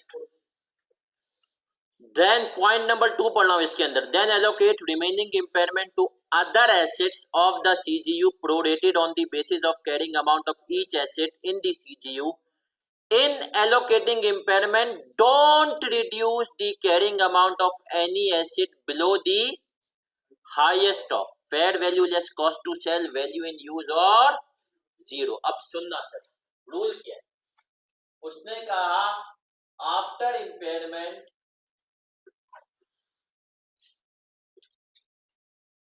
carrying amount should be higher of what? Fair value less cost to sell, value in use or zero. अब सुनना सर, ये कॉन्सेप्ट में यहाँ पर अप्लाई करना, बिल्कुल आपकी टेंशन नहीं लेना, बिल्कुल सिंपल था कॉन्सेप्ट।